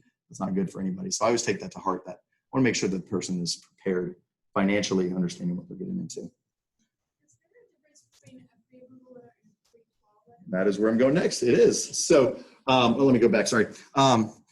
So a pre-approval letter from us just means we've gone and done our due diligence, income reviewed, credit, and so on. Pre-qualification letter in the industry is they pulled credit, maybe they've reviewed income docs, and typically it's a form letter that goes out. And so your big companies, your Bank of America's, your Chase's, Wells, they do pre-qualification letters. I always encourage you on the listing side, if you get one, read it thoroughly and see if you are able to contact the loan originator to ask questions. Usually it's not great. USAA, I mean, they're great for insurance, but they're the worst for mortgage lending when it comes to sending out pre-qualification letters. So if you do have a buyer that's, hey, I'm already pre-qualified with this company, ask them to see a copy of the letter. You'll be surprised. It's not even fine print anymore. All the disclaimers like, we have to review this, we have to review that, and so on.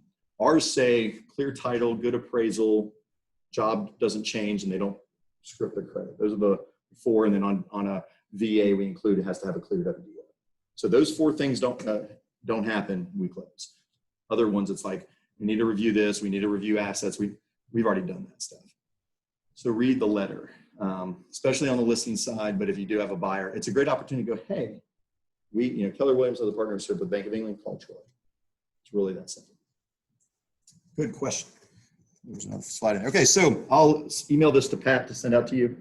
This is a cheat sheet for all loan products. So a lot of folks on the conventional loan, that is the most popular loan. It's our grandparents' loan. It's the one that everyone put 20% down and saved and saved and saved. Those are typically backed by Fannie Mae or Freddie Mac. Those are the insurance companies that protect me as the lender. You can put as little as 3% down. And so that's really good for your credit conscious first-time home buyer. Now, 200 grand, that's $6,000. A lot of people have access to family, friends, or they've saved their own $6,000. Loan amounts on a conventional loan goes up to $510,400 here in Florida, all the counties. So when you're out looking at new construction with your ICIs, your David Weekleys, Cornerstones, those kind of companies, a lot of times people can buy a home for, let's say, 550, 600 grand and still do a conventional loan, not a jumbo. It used to be, when I got in the business, it was 417. So it's come up a little, which is nice. You have a question? Okay. Next up is, and then conventional, you can do your single family homes, your townhomes, your condos. Things that we do not lend on at Bank of England, mobile homes and land. Your mobile home lending, 5 Stars, the go-to group for that. Stay away from it if you can. It's not the best. A modular home is kind of in between single family home and mobile home. They come out and put it together like an erector set on site. Typically, the modular home company will have their own modular home lenders that they recommend. So go through them and just educate your client on something along those lines. FHA, fantastic loan backed by HUD.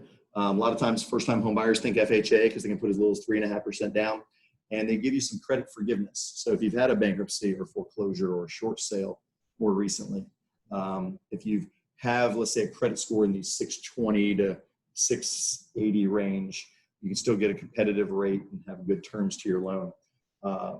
It is a primary residence loan. I mean, you can't buy a second home or invest in the property with it. It is allows for us to go to a higher debt to income ratio. So that's the big thing is we look at your income. So let's say you make $60,000 a year, so you're making $5 grand a month, and you have a car payment of $500 and student loans and so on. And then you add this mortgage of, let's say, $1,250.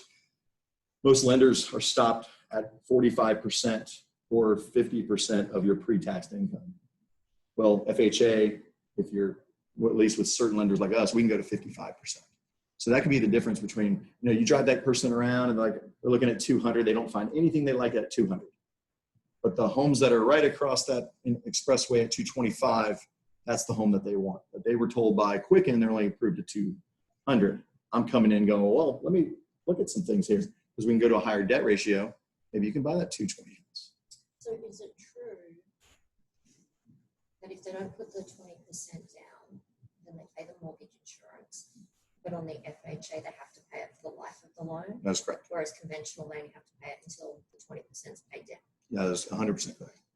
And conventional gives you options. Mortgage insurance gets a really bad rap. And if you're in real estate, it needs to be on your side. It's just like no one in this room, knock on wood, needed their auto insurance today. You didn't get pulled over or in a car accident, right? I asked that one time in a group and someone got pulled over that morning. So you technically did not need your auto insurance today, but you have it. Same with mortgage insurance. It protects the lender in case you default. So back in the 2008, 2009 to 2013, there's a lot of people short selling or foreclosing.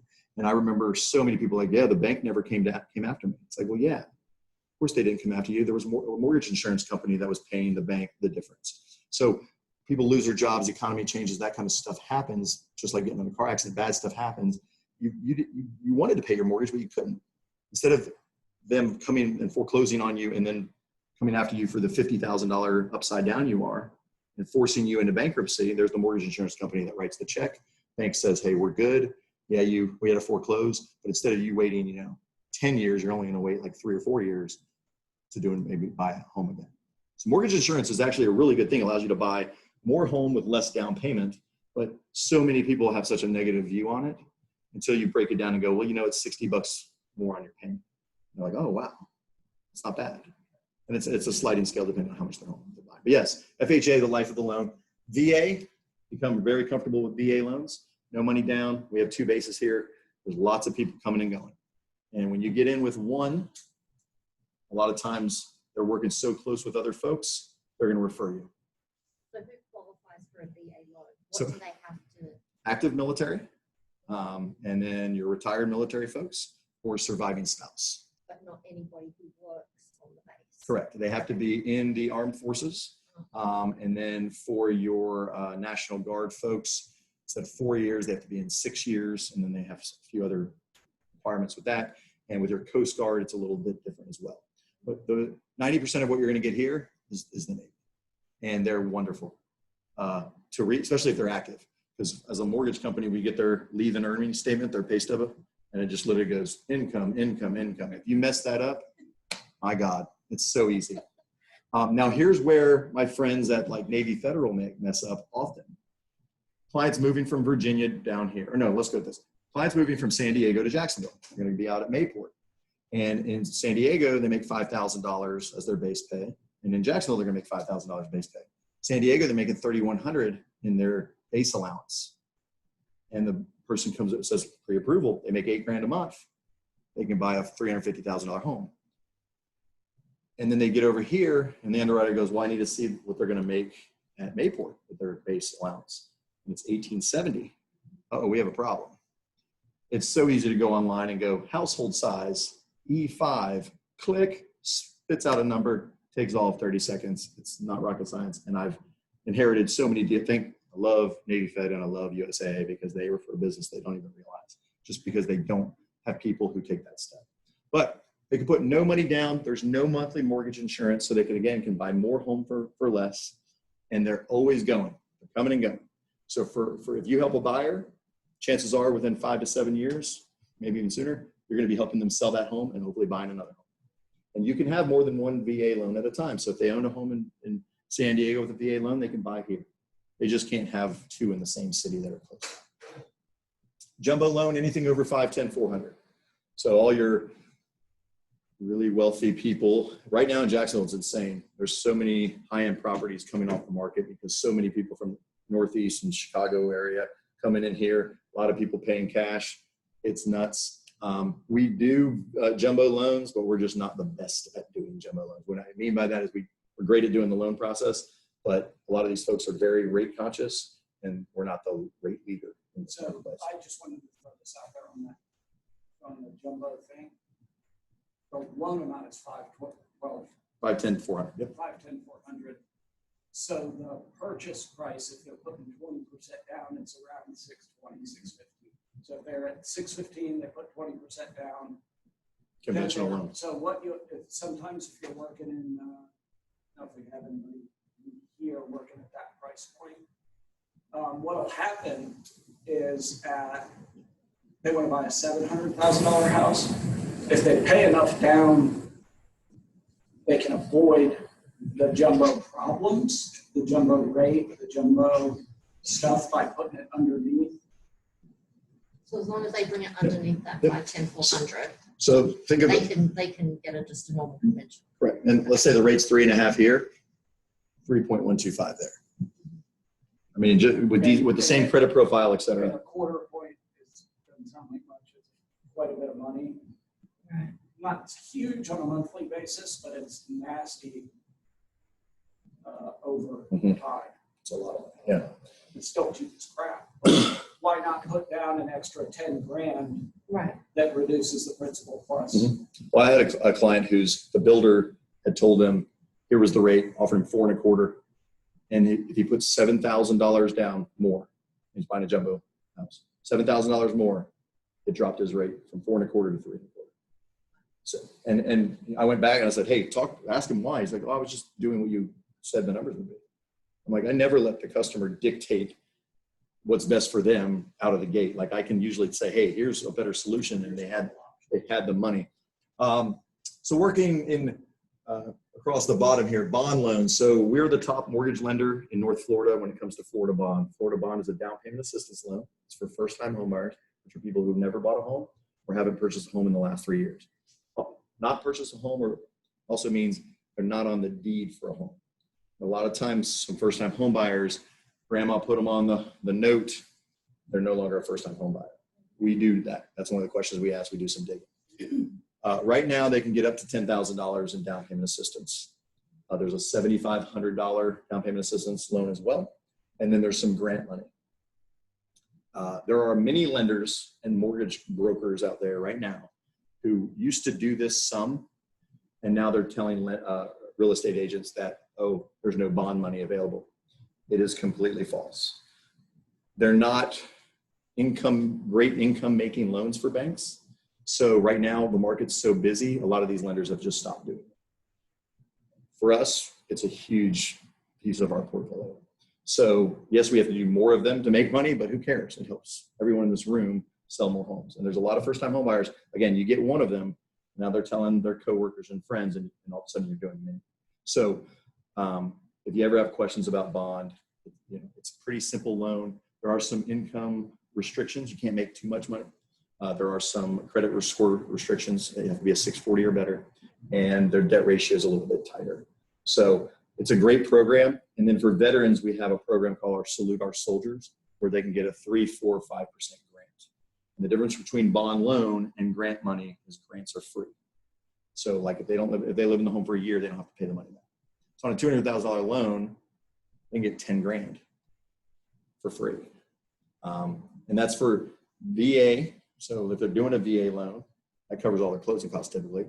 Or if they're a veteran and they're doing a conventional loan or an FHA loan or what have you, they can still do that loan and still get that money.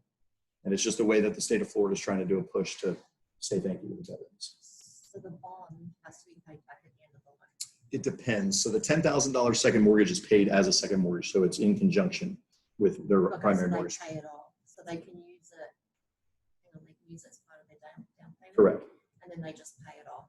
As their second mortgage. correct. So let's say their mortgage payment was $1,000 and the second mortgage is $70, they're paying $1,070 a month. But they're still paying interest on that 10, right? Yeah, and the interest rate on the 10 is 3%. 3%. So it's real cheap.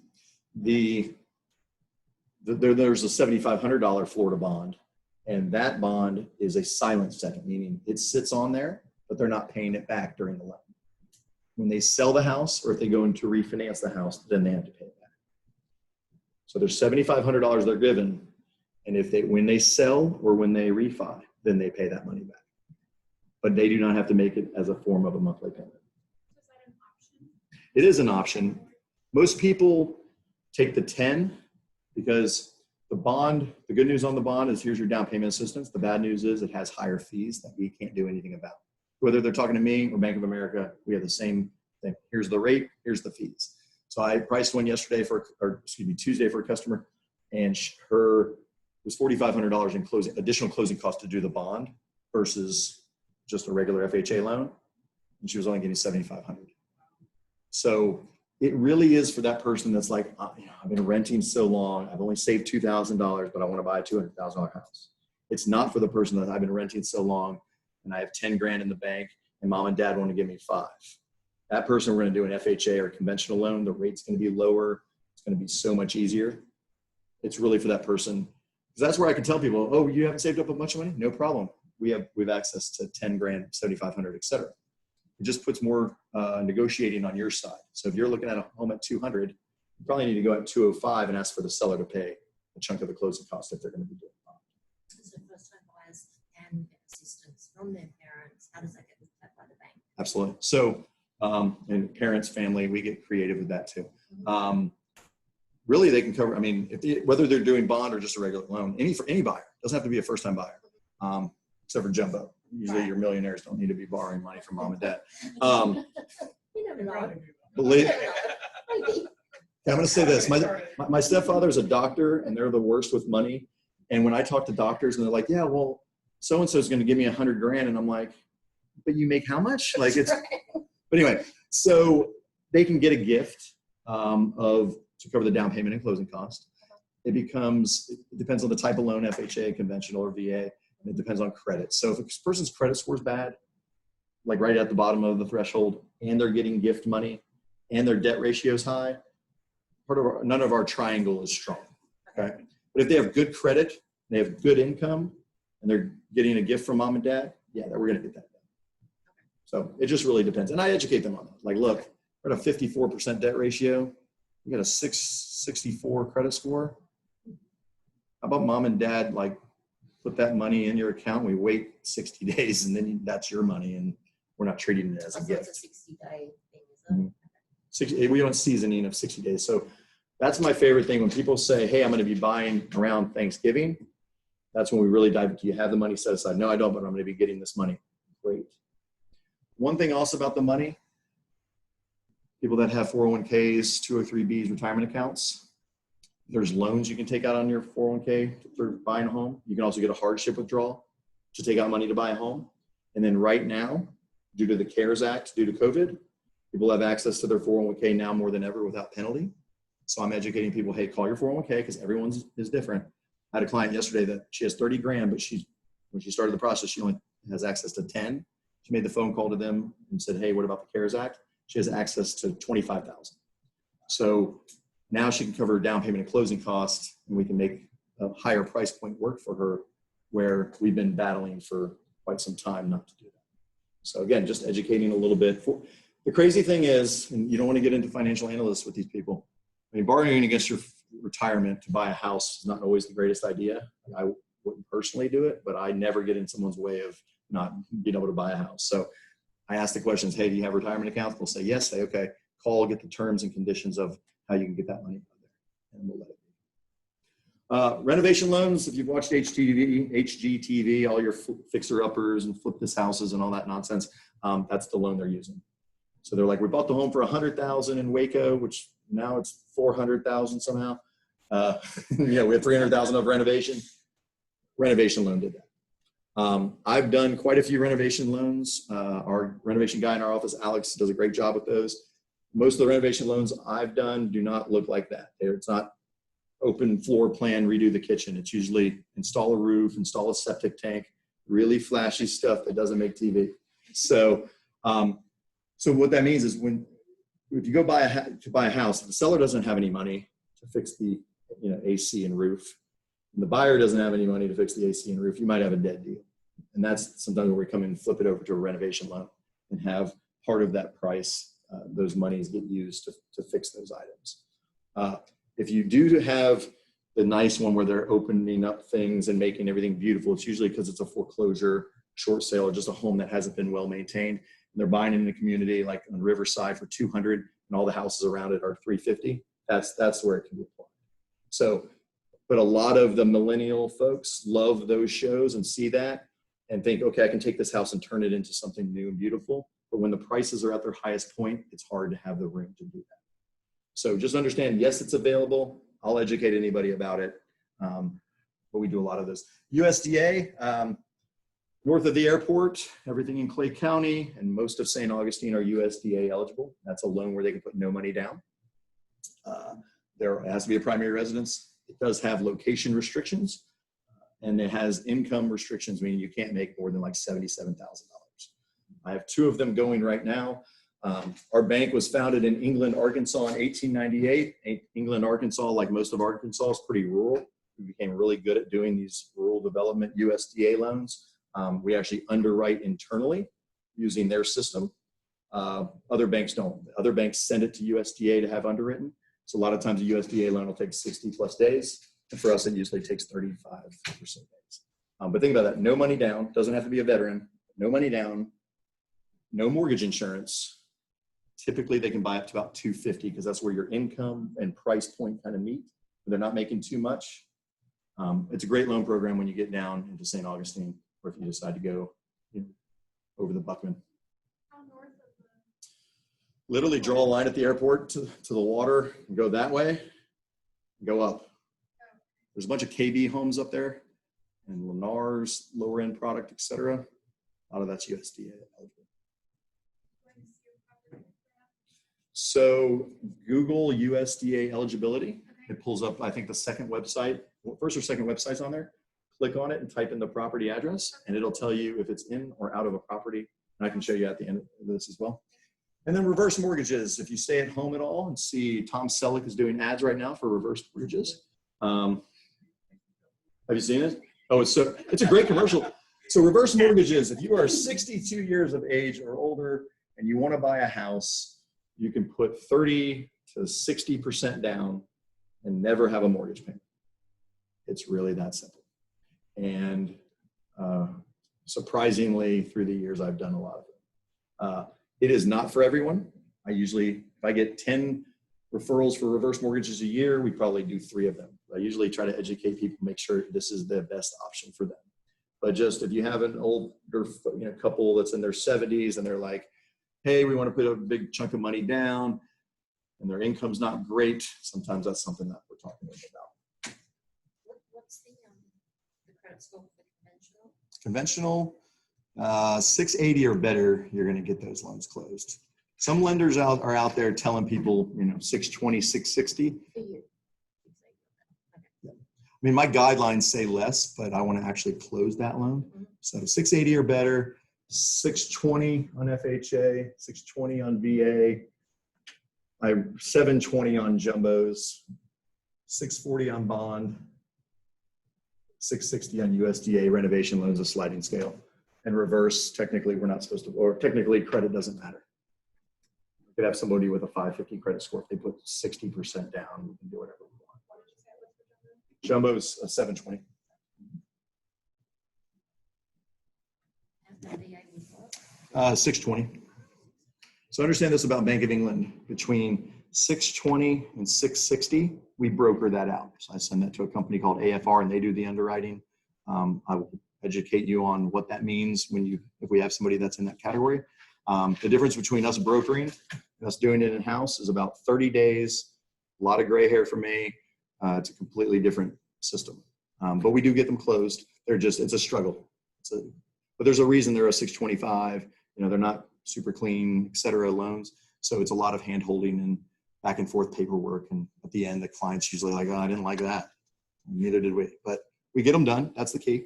And but if they're over 660, we're doing it in-house, meaning it's our processing, our underwriting, our closing. I'm in control. Very fluid, very easy. So a lot of times I'll take a customer that's like a 645 and I'll look at the credit rescore and go, okay, how can I get them to a 660? I always want to do things in-house if I can. So and I'll send this to Pat so he can forward that out to everyone. Oh, that's the wrong button. And then most importantly, my cell phone number is always the easiest way to reach me. I have it on me all the time. If I don't answer, just shoot me a text. Hey, I got a quick question. Hey, I got a buyer, whatever it is. Even if they're pre-approved with somebody else and they're just in love with that person, it's their family member, et cetera, and you have some questions, things don't sound right, call me. Because I've been doing this long enough, I don't have the answer and know it. I can get to an underwriter or somebody quickly that can answer it. And it's going to strengthen your knowledge. It's going to strengthen your experience with that customer. At some point when COVID's over, we'll invite everybody to come check out our office so you can see where all the magic happens. But we really do. We want to make the process of getting a mortgage as fun as possible. Because most people, if you were to take a poll, say finding the home was great, moving in the home was cool, and the mortgage process was not as fun. Everything contracted close. And we try to make it where the more information that the buyer knows and holding them through the process, the better. And when there's gaps of time, et cetera, just doubt enters. They're asking you a bunch of questions that you don't want to answer, where I could have just handled those things. So we keep constant contact with people. We try to provide solutions when they need them.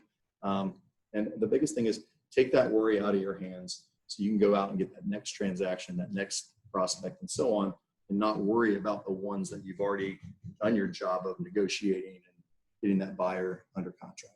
So, any questions? Have you got a time today that I can call you? You do? There's 3 people. Okay. I mean, literally, You tell me what time. What time will you be here? We're gonna be done at about 12:15, maybe 12:30. give me a call after 1. Give me a chance to eat. Mhm. Yeah, that's perfect. But I mean, it's really, I hate to say it, it's really that simple. Like, give me a call. I can walk you through anything. I had talked to a client on the drive here about mobile homes, which I don't do, just to educate her. She's buying a $60,000 mobile home. And I said, listen, understand, loan originators aren't going to be chasing after you to give you all kinds of information because they're not paid a lot to do your loan. So if you have questions, call me. I like being a resource. Who do you go to for land? I go to ViStar as well. I can forward you. Megan BD is her name. She's done a really good job with land and mobile homes. How do you spell that last name? BEATY, might be an extra T in there. I can't remember. I have her information. There's another company out there, and I cannot for the life of me. They have a cool name, and I cannot remember who they are, but I was sending stuff there. But not to say stay away from it. You want to help everyone, but mobile homes are tough just because the resale value is not great. They're going to be, people see, hey, rates are in the low 3s, and then they find out from the mobile home company they're getting a 5.5. It has nothing to do with their credit or their income. It has to do with the fact that they're trying to finance mobile. Just to let you know, like, from a business partner perspective, the benefit of having a local lender that you build a relationship with is to a certain extent you're beholden to them and they're beholden to you, just like the other stuff that I was explaining earlier.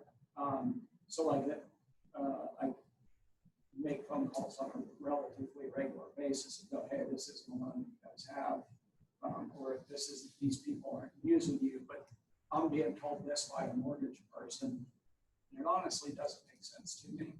What questions do we need to ask this mortgage person to find out what the truth is? Like most of the time, Rachel and I can figure it out. There's times we can't figure it out, so I'll call Quentin, or I'll call Troy or Quentin, usually Troy, and go, hey, how do I work this out? I don't know if it was you or Quentin I talked to about somebody buying a condo, an oceanfront mini condo. I think it was you on the oceanfront down in Ponte Vedra. And I was like, Rick saying they can do this loan. This looks scary as heck to me because there's 48 units in the building. I find this out later. I know that building is primarily rentals and second homes. And there's a lot of rules behind that, but I don't know what the current rules are. I was overreacting, but I was right to overreact. In the end, I called him and said, hey, look, this guy's buying doing a 3% down conventional on one of these things. Is this going to work? And all of them are smart enough to say, well, the majority of times stuff like that works, but it depends on what the condo FAQ says. And what they're looking for is what percentage of these things are owner occupied. There are 48 units, 8 are owner occupied. I've been trying to get the agent. I just got off the phone with her again. Same person who got taken advantage of up in Atlantic Beach this past weekend. I'm going to talk to her again. And I was like, from day one, I was like, you need to get a condo questionnaire from them, get it filled out, get it filled out, call them every day. She's just not an aggressive type person. And she sort of did it and sort of warned and there's a whole bunch of sort ofs. It's either you got it or you don't have it. I don't have it. We got it today. Condos It's supposed to close on the 22nd. That's now not happening. And there's been a tremendous amount of work and effort put into this thing, when most of the time I knew, not all the time, I made a couple of it, I gave her a few pieces of advice that weren't perfect. But this was, I kept saying, I understand this. The most important thing is we get this FAQ. And she had it, she was worried about whatever the immediate things were. When I knew that the real problem was over here, we never dealt with it. I don't know if we're going to get away with it or not. It has both an HOA, because it's part of Sawgrass, and the condo association. So Quicken calls or sends her an email and says, hey, we're good. The HOA checked out. And she's like, so I think we're all good. And I was like, no, I don't think. That's two different things. There's an HOA and there's a condo. I want the answer on the condo and the HOA. Did both of those check out, or did they just move your eye off the ball again like they've been doing for the last almost month now? Condos are super tricky. And if you call us about a condo, we have a database where we save who's done what in a specific, like El Village or whatever. And if it's not listed, then we email our office on who's recently done a condo in X. Because we will internally approve a condo for 6 months. So if I do a condo with them, that condo, once we close, is approved for 6 months with us internally, and the information is less. Every condo, there's an extra 2 or 3 steps that become challenging. So just because we pre-approve somebody for $300,000 to buy a single family home or a townhome, Or even a condo. Doesn't mean the condo's going to fall Yep. apart. And then the things come down to number of owner occupieds. And we can even get around that by increasing the amount of down payment they do. It's when they have pending litigation, and there's different types of litigation. Mrs. Jones suing the HOA because the railings rusted, not as big of a deal. Whole HOA suing the builder, like it was happening all over the state with D.R. Horton, big problem. So we have to evaluate that kind of stuff. But if you come across something, hey, I'm going to go look at a condo with Mr. and Mrs. Buyer, let me know. I can find out if usually ahead of time if we know. Guidance, at least something to start out on. But it's some lenders out there, it's like the Wild Wild West. They think it's just anything can happen. Fling it and see if it sticks. And then if they are not here local, they're not beholden to you. So if they screw up their relationship with you, they can keep care less. Like what I keep telling her is, I was like, they're treating you like a mushroom. How do you grow a great mushroom? Feed it poop and keep it in the dark. That's what they're doing. They're just giving, like, if you don't ask the right questions, then they don't have to give you the right answers. And I'm telling you specifically the questions to ask, and you're not asking them. I'm like, do you not understand the words that are coming out of my mouth? You know what I mean? It's like, come on, please do it. Please, I'm begging you. Yeah, if you don't do it up front, you're gonna pay with your time and Then you should have said, I'll send you a gift card. Yeah, just do your job. Just do your job. Yeah, and it's hard because it's a personality thing. She's might be the sweetest person in the world, and that this is a tough business where people will take advantage of you if you're that. Like, I love her to death. Like, me and Rich, she called on that. I deal with this thing every day. And I'm like, Rachel's like, I really like her. She's so sweet. And I'm like, yeah, she is. And that's why she's in this spot. I'm like, how can I'm trying to word a script that she's comfortable with saying that will get me the information. And I can't seem to do it. Once I finally get the script right, she's not comfortable. I was gonna say, when I work with a lot of sweet people, and I become the a-hole, and I don't mind. That's what I tell her.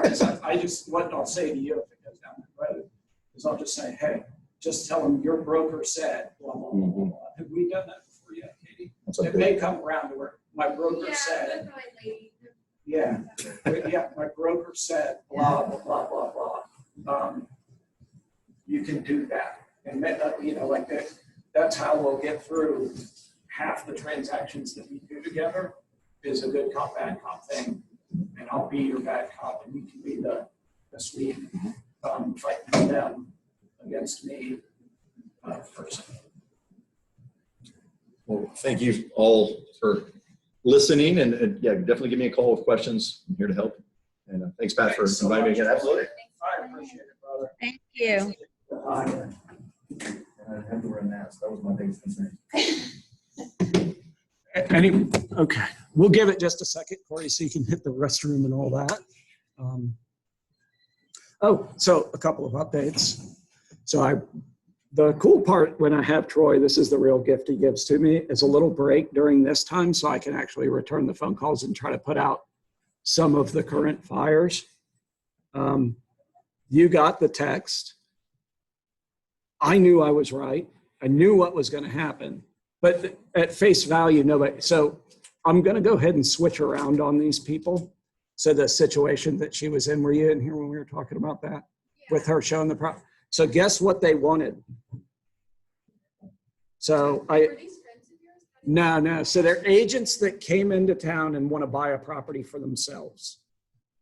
But they can't because they're not licensed. Well, they can, but they're not licensed in Florida. So they said, we're agents, will handle everything.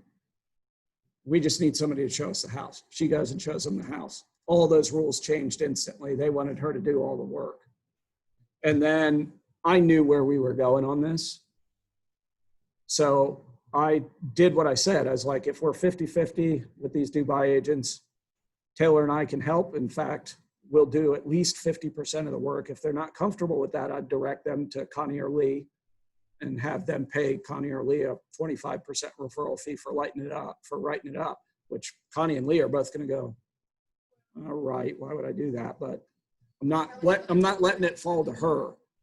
And then I said, if they're looking for less than 25%, they should call the listing agent. And then Mark calls them and talks to them on the phone. I get a text, they want the commission off the price. That means you get nothing. And my answer was, yeah, they couldn't get in. So she went and got them in, which they should have given her $50, in my opinion, for that. That's what throw a bone for opening the door. But they wanted her opinion on price, and they wanted somebody to write the contract and walk them through all this stuff. And it's like, yeah, I'd be like, hey, you know, I brought you. That's what you're going to get from me. I mean, but now you can see why I like that. She called me and started asking more questions. I was like, I told her, I was like, listen, I honestly, I kind of need to put this on hold for a second and Call and find out what Yeah, to do. And that's then what, your guidance. I was under the impression I was literally just going and letting you in the house and then walking up after you. That was it. That's the impression that Yeah, the only reason I didn't step in right that, I don't know if you saw the look on my face, I did. but it was, Yeah, you stood there and you're like, this is, I was like, I was no. like, I really don't want, in my mind, I really don't want her to do this. But like, if I wasn't here, she'd be writing an offer right now that she's not getting paid on. Like, well, you would have been writing it and you'd have found out. So what do you want to offer? They would have said, well, it's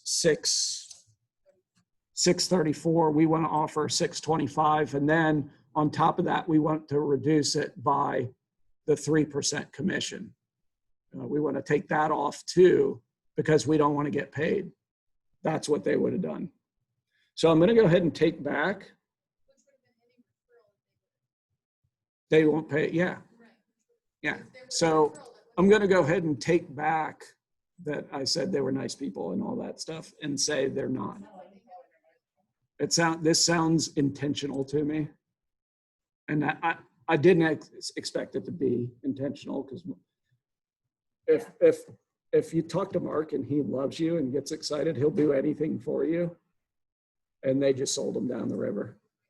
Yeah.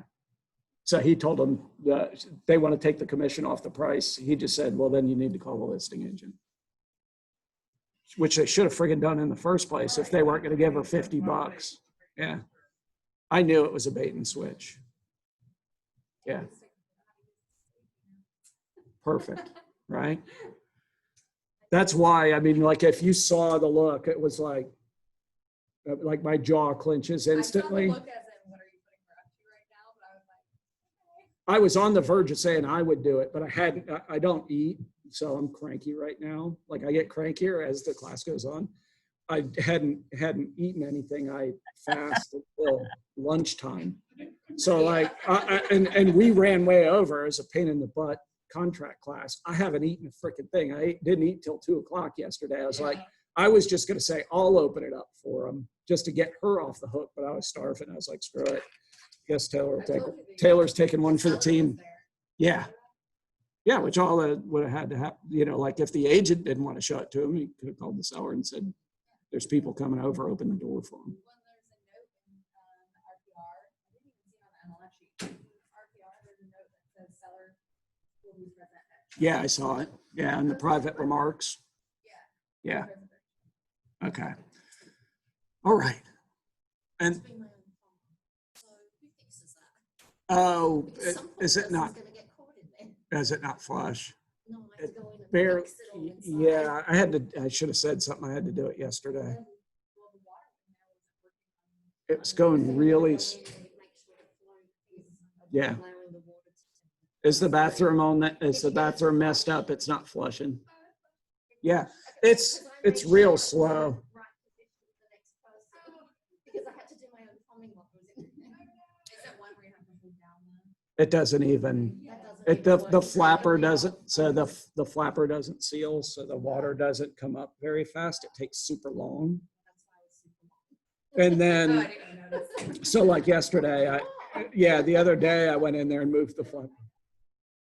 It takes like 15 minutes to fill back up unless you go in there and jimmy it, which jimmying around in the back of the tank is no big deal because that's just water out of the wall for it to fill up so you can flush it. Yeah. Yeah.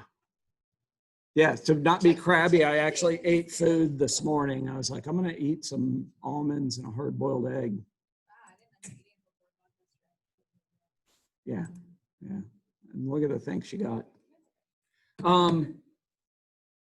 Okay, so here's what I'm just gonna quick review. That first time you should do the get out of jail free, and the thing you'll fall into, and some of you may, is you'll do that get out of jail free, and then you'll fall into just showing them property without doing what I'm about to do. The second time they ask to see property, if they want to see 3 to 5 properties, what you're going to do is say, hey guys, I'm going to set those appointments up for tomorrow afternoon, Friday afternoon. We're going to go look at those properties. Meet me at my office at 1:00 and we'll head out from there. When they come to the office, you're going to do what I'm going to do right now. Okay. So since I've been picking on Taylor all day, Taylor's going to be the buyer here. And here's what we're going to do. Easiest just to do it as an example. So if you go to the KWJB Future Cappers site and go to the agent toolbox, I have a million things that I have to update right now. They're all functional, but there's little things that we have to do. This is one of them. What you're going to do is do a buyer's presentation for them. So if you have, like I have sort of the little cell phone, if you have one of the bigger cell phones, or if you have an iPad that hooks to the internet in some way, shape, or form, either through cell or if you can hook it up through Wi-Fi, those things are beneficial because this thing you need to have some connection to the internet. For example, it's on the website. Yeah, kwjbfuturecappers.com in the agent toolbox section. So I used to have one of those phones that was like the size of an iPad, the big giant. Do you guys have that? Yours is a pretty big one, pretty big. Yeah. So I had the giant one. I purposely had the giant one.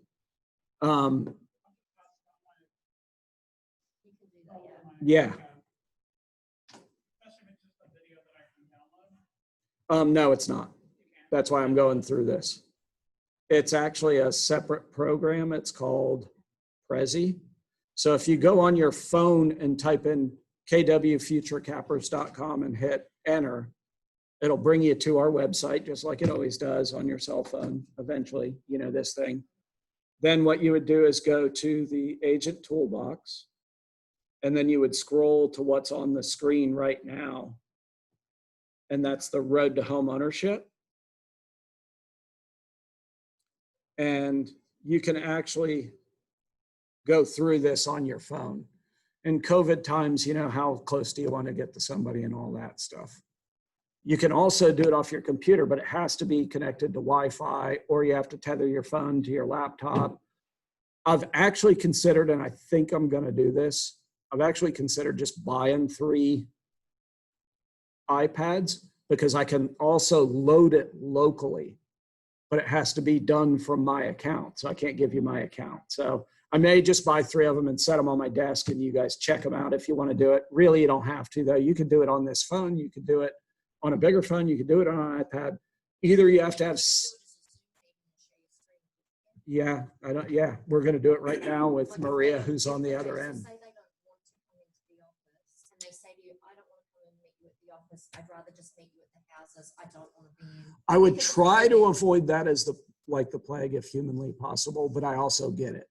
Mhm. How So, do you get them so in? generally what I do, so I just say, if we're going to go see houses, we're going to meet at 4116 3rd Street, or 3rd Street South. They'll meet you here. Okay, just give them this address. Just give them this address and they'll meet you here. And when they, meet me at the Keller Williams office at 4116 blah, blah. When they show up, you're going to walk them in here. You can put them way back there on the back seat. I don't care. You can socially distance the crud out of it. If they reject and go, I don't want to meet at the office, how would you handle it? Then where are we going to meet? So I could also show them the property, but here's, so first of all, I understand, and I'm very happy to do Yeah, that. so- How do you handle that? we generally don't have that issue. You don't? Okay. If so, I'll go back to what I said before. If I can't educate you, I can't help you. If they're going to resist just resist meeting me at the office, do I want them to be a customer? So like the reason I am talking like I am, or is like, I think I mentioned to you that you might be good at asking questions that never come up, but that you might have your own question, but it's not a question that actually, in reality, what you're asking me, I've never had said, or almost never. It's virtually. But if you have that mentality, you can make that happen. Like you can make it feel like they shouldn't be there, or make them feel less comfortable. But if you just go, hey, let's meet here and we'll go look at the houses. If anybody says no to that, I start to question, go, okay, well, we can meet at a Starbucks.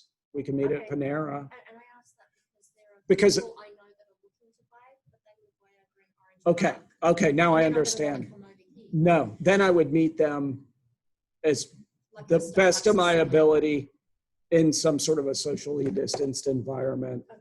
around somewhere. You might end up outside in 97 degrees at the Panera, but I mean, if you don't do what we're about to do, I just want to know how you handle it. I'm Yeah, happy to do it. you I just got wanna it. know how you handle you got it. it. Okay. So generally speaking, what happens is I just, I would meet them here and I'd say, hey, I got a 400 square foot space back here that's super socially distanced, and I want to take about 10 minutes to make sure that we're on the same page and that you know what's going on. Just like Troy's script of, if you haven't gotten a mortgage in the last year, things have changed. If you haven't bought a house in the last year, things have changed from this time last year. So you have to some people think they know, but they don't know. And then when you show them this, you show them what they don't know. So when you meet with them,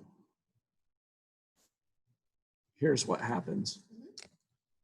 So Taylor, I have the appointments for the 5 houses that you asked to see down here in South Jacks Beach. They're just down the road. So I figured this was a good place to meet. If you want to, you can ride with me. In reality, COVID times, maybe you want to ride with yourself. So because we're not going to be together in the same car, I just want to take a couple minutes to give you an overview of what it's like buying a house today. Does that make sense? Okay, so it's just going to be a minute. And we use a presentation. It's called The Road to Homeownership.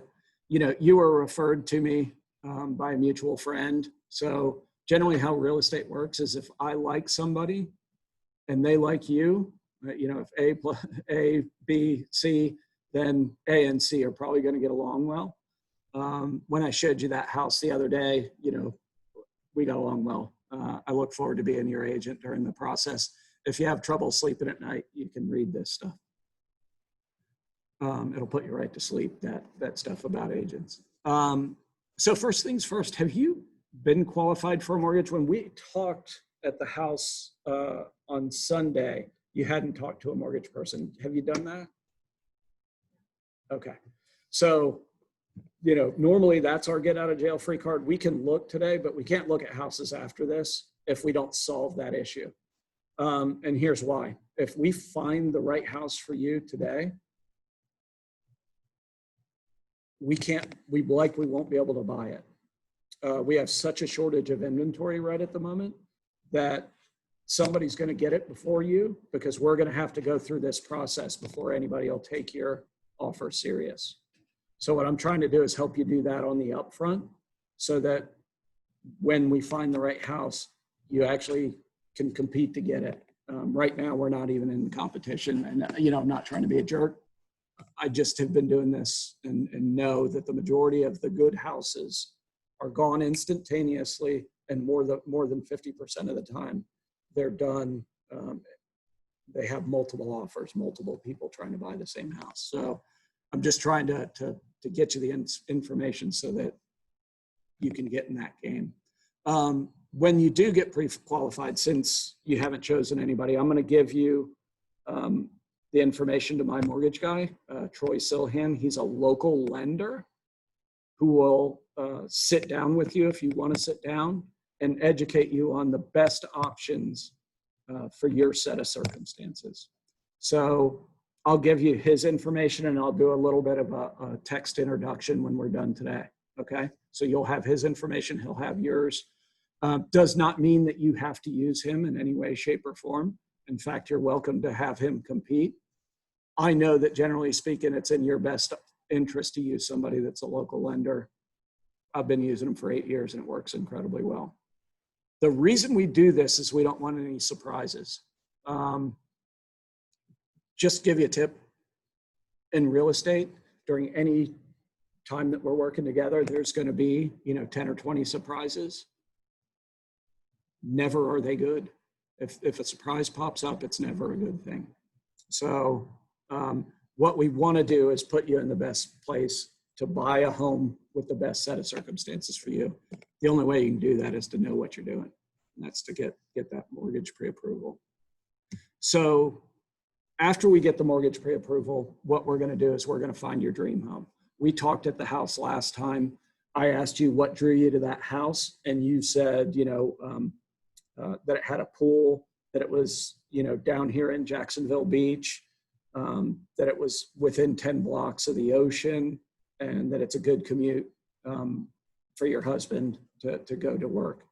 So I took all those things in. That's why I sent you properties that were, that also fit those needs. And we're going to look at those again. So what we want to do is find your dream home. We're going to talk a little about what you want versus what you absolutely have to have, which is your needs. And then, in the event that one of the 5 houses we look at today isn't the right house, I'm going to set you up for instant updates so that when the right house comes up, we'll see it come up together within just a couple of hours of it being listed. I can even go look at it on your behalf and see whether it's worth your time in looking at it after work on a given day, for example. I don't want to run around like a chicken with my head cut off. On the other hand, with the shortage of listings that we currently have, we need to be sort of Johnny on the spot. Make sense? Just want to throw a little something out there. We're going to use the MLS system for those instant updates. That stands for the multiple listing system. It's the original source for the majority of listings that agents and people work with. You're welcome to go look at listings on Zillow. You're welcome to go look at listings on Trulia. I just want to let you know that information is often not accurate, and it's also not timely. You're welcome to look. If you find something there you like, send me the address and I'll research it and find out whether that's accurate information that's presented on Zillow or not. And then I'll report back to you. Does that make sense? So after we find your dream home, we're going to negotiate a contract for that home. We, in NEFAR, Northeast Florida Association of Realtors, have an 11-page contract. It has over 50 negotiable items on it. We don't negotiate all those things. We usually negotiate 4 or 5 things on any given contract. So I'm going to talk to you about the most important things to think about. Number 1 is the binder deposit. You'll also hear me call that your good faith money. Those two are interchangeable things. That binder deposit is often about 1% of the purchase price. So the houses we're looking at today are in the $500,000 neighborhood. That means that you need to be ready when when we choose the house and we're going to write an offer. You need to be able to put in that good faith money within 3 days of writing the contract. And it's generally going to be 1%, give or take a little, of that purchase price, so $5,000. Does that make sense? Then obviously we're going to negotiate the purchase price.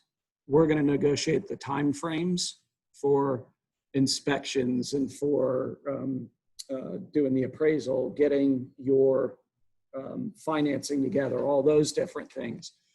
When you're going to get possession, if you're moving in on the day it closes, or if you're moving in after that, or a day or two before that. We're going to talk about who pays what closing costs.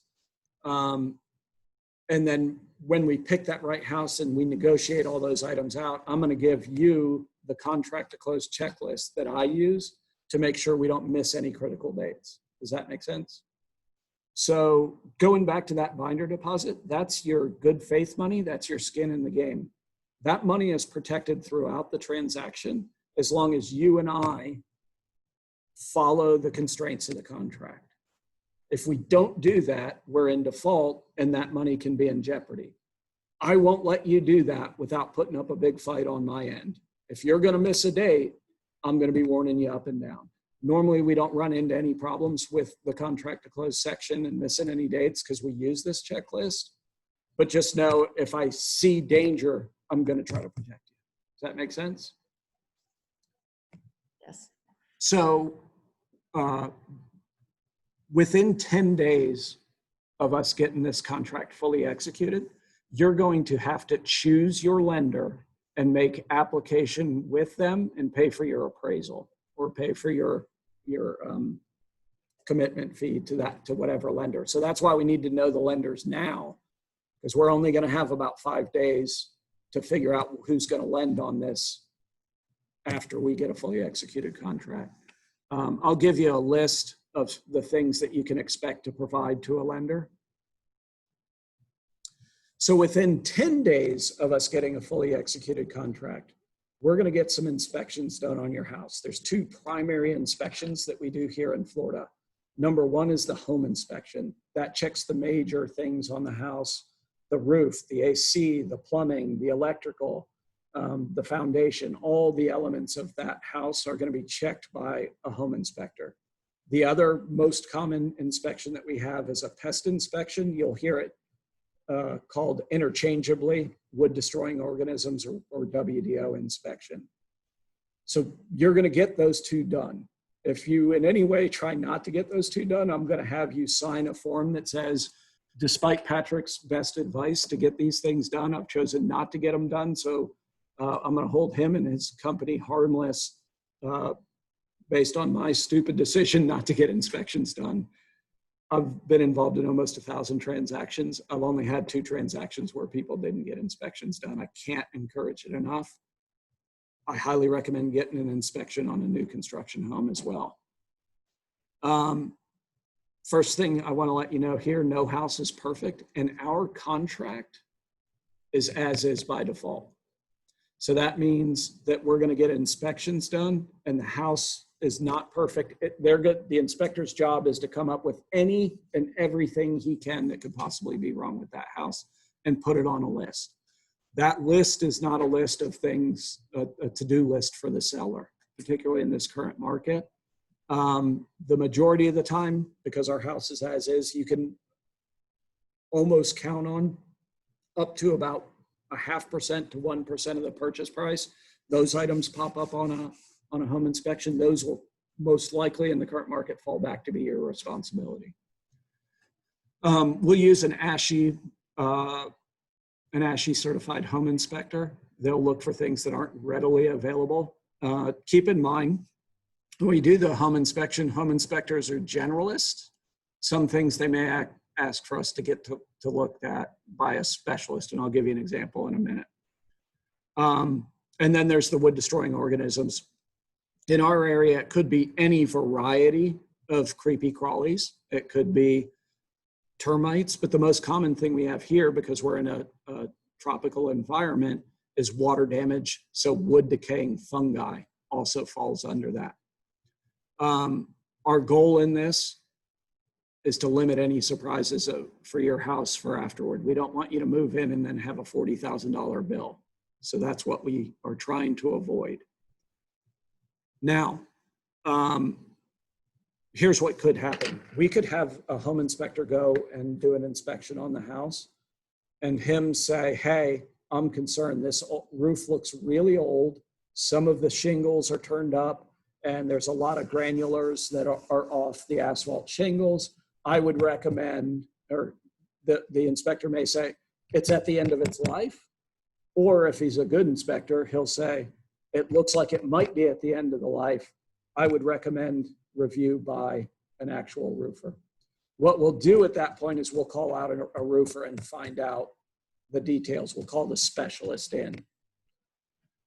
Now, if it turns out that you find things out on this inspection report and you decide you don't want to buy the house anymore, as long as we're within the dates and times and the constraints of the contract, you get back your binder deposit money, that good faith money. If we fall outside those things, then that money can go to the seller. We don't want to let that happen. Sometimes we'll ask for a seller to do repairs. Sometimes we'll ask for a concession, in other words, money for you to do the repairs. And sometimes we won't ask for anything at all. Every circumstance is totally different.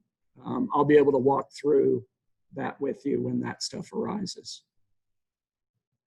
Another thing that we need to do within the first 10 days is get a quote on insurance to make sure that the insurance price fits in good with your mortgage payment. So a good mortgage person like Troy, the information I'm going to give you, will give you an estimate of what your house payment would be and what your closing costs will be when they educate you on the mortgage process. They have to make an estimate of what the insurance is going to be. He's going to be giving you his best guess based on his experience. What we want to do is find out the truth about what it really costs to insure a house from a professional. And either Troy or I could help you with that. So the next thing that's going to come on is you're going to get conditional loan approval. So about 30 to 45 days into the contract, Troy's going to call you and say, hey, congratulations, you're approved for your loan. And then the weird thing's going to happen. He's going to go, but I need new copies of your check stubs. I need updated bank statements, and I need X, Y, and Z from you. So you're approved as long as everything stayed the same. And then you'll get full approval in what they call a clear to close. That usually happens within about 3 days of the closing date. So what you'll do either the day of or the day before is you'll do a pre-closing walkthrough. Really all we're doing is making sure that the house is in substantially the same condition it was in when you wrote the contract.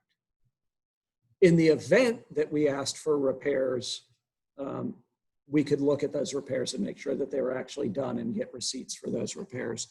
At this point, we can't raise or bring up new concerns. So within 3 days of closing, you're going to get what's called a closing disclosure. You're going to get an initial disclosure from your lender. What the government requires, and that's the loan estimate up here, what the government requires is they give you a loan estimate with, your rate and your mortgage payment and all that stuff. What they want at the end is for the loan estimate to be very similar to the loan that you're actually closing on. That wasn't happening when we had the real estate bubble issue back in the mid 2000s. That wasn't happening. So they put a law into place to make sure that what you were presented with was what you got in the end. Does that make sense? So then we're going to set up a closing. The closing will take approximately an hour. It's a good idea to bring two forms of ID. I'd highly recommend one of those be a picture ID. And then the last thing, the lender, that closing disclosure is going to have on it the amount of money that you need to bring to closing.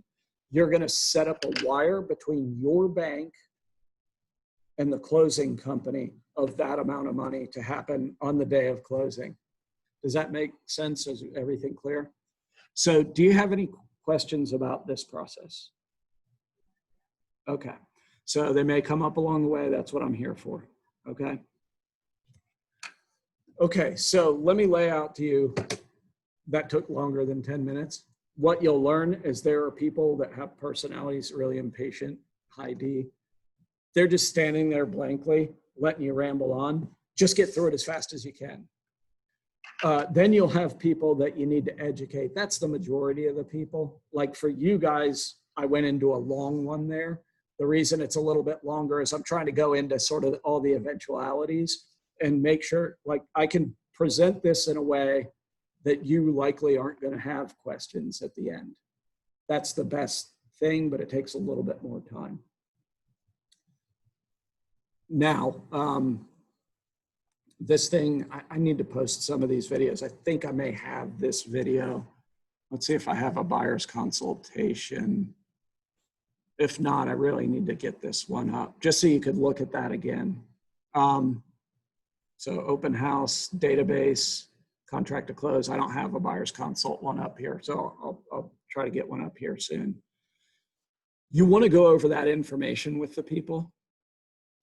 The next thing that you want to do when you're using this tool, and I handed out to you guys this thing.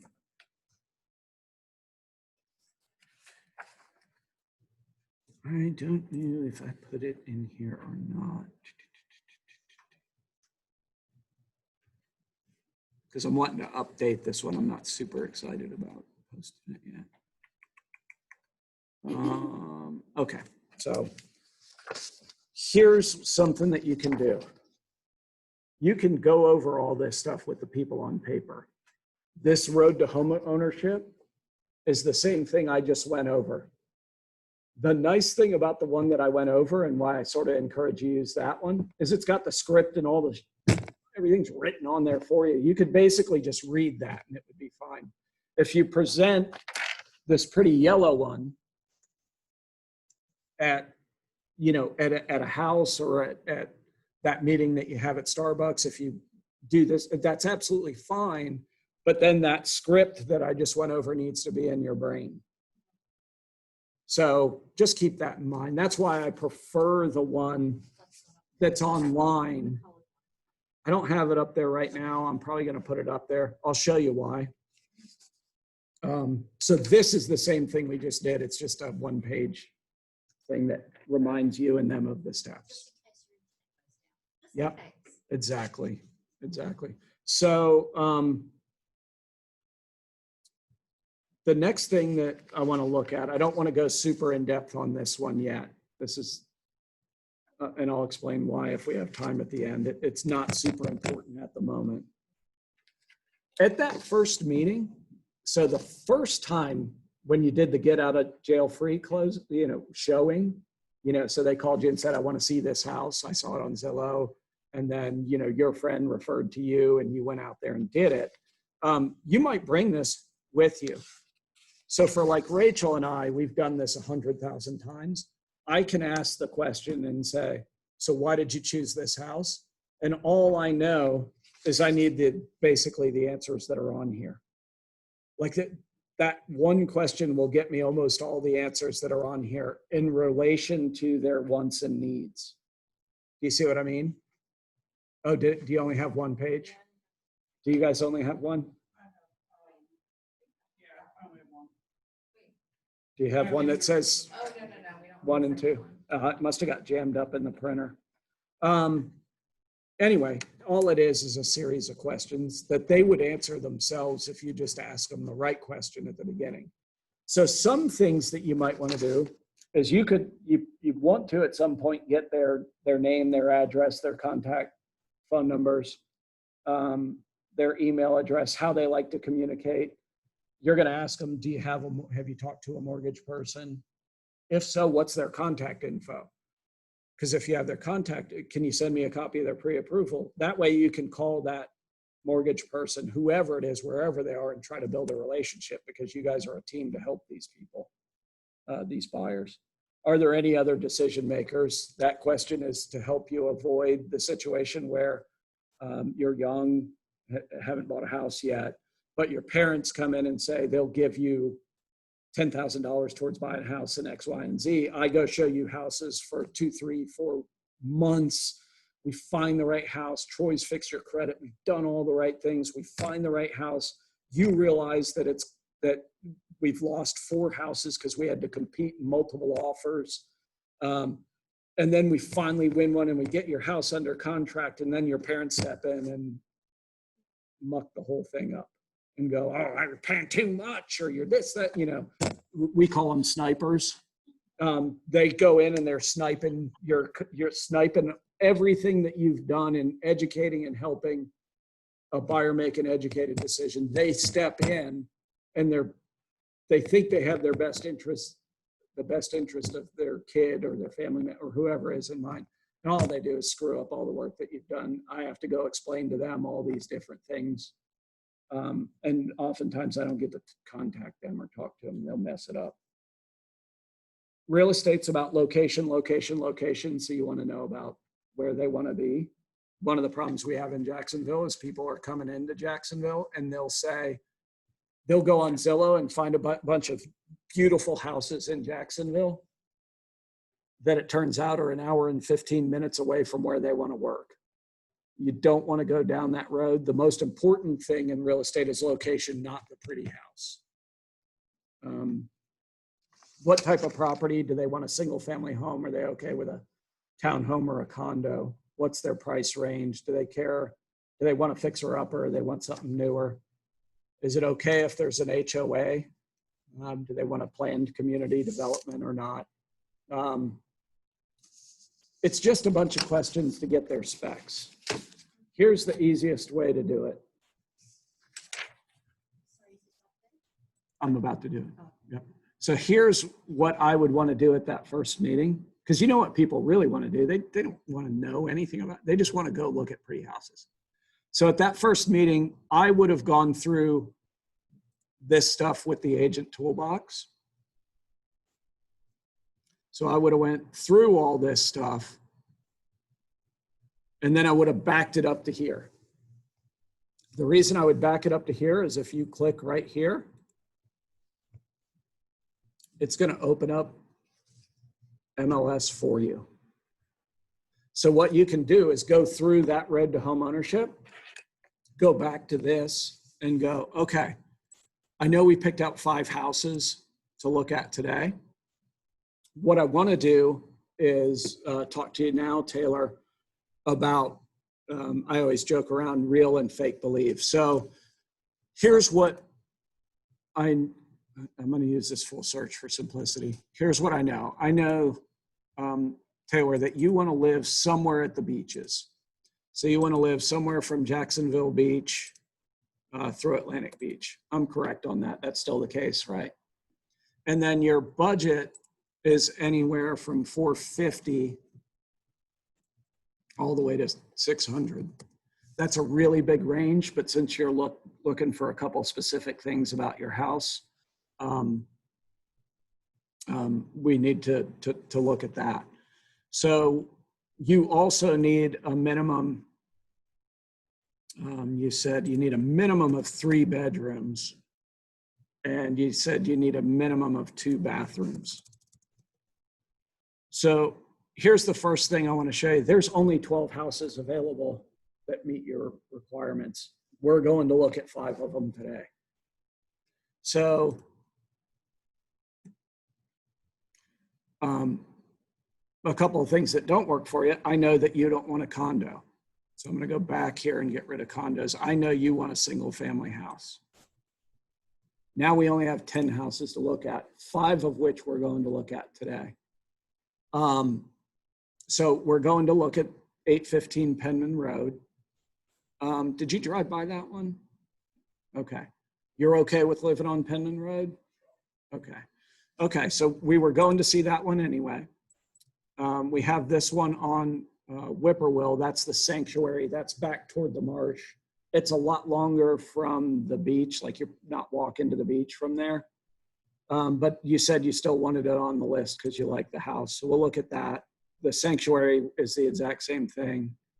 You said you didn't want this one because it was on 3rd Street, so we didn't make an appointment for that. You didn't want this one because it was at the high school. It's right on Seagate. And then you were the one, I didn't tell you, but you told me that somebody was murdered in that house. I mean, I knew that, but I didn't say that to you. You wanted to see this one on Forest. You wanted to see this one on Seagate. And then you wanted to see this one on Belvedere. So you actually wanted to see 6. I couldn't get an appointment for one of these. We'll have to schedule that for a different time. So we need to look at these other ones. So you said you didn't want this because it was, you know, when I sent it to you, you drove by it and you looked at it. And it's right on A1A. It's on the corner of A1. So I get that. This one on Seagate, again, you told me the story behind this house and why you didn't want to see it. You told me you didn't want to see this one because it had so many giant trees in the yard that it was super shaded, and you wanted to have more sun, and that was the same for this one, right? And then you would say, no, I don't remember seeing that one. Okay, let's look through these photos. How do you feel about this house, Taylor? It has a nice roof, looks new. Looks like they have a jacuzzi back here, but not a very big yard. Ooh, so-so on the kitchen. Looks like it has some older appliances and some wallpaper that you may or may not love. Do you want to see this one? Okay. Okay. Okay, so we're going to go look at these 6 properties. And hopefully one of these is the exact right house for you, right? In the event that it's not the exact right house for you, here's what I want to do. I want to put us in a position so that when the exact right house pops up, we can actually move on that house. So what I'm going to do is I'm going to save this search. And I'm going to say, oops. Taylor's beach house. So I'm going to do a new contact. I keep wanting to say toy. Taylor D. What's your email, Taylor?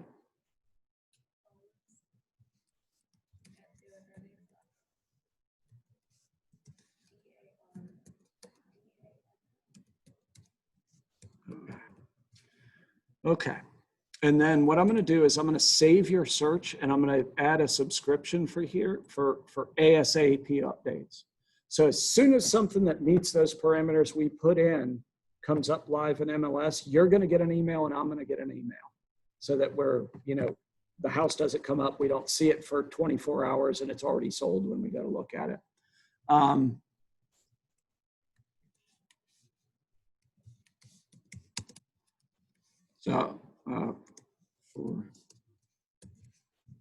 So here's a potential house for Taylor. I'm going to save this. Also, I'm going to send you all the listings right now.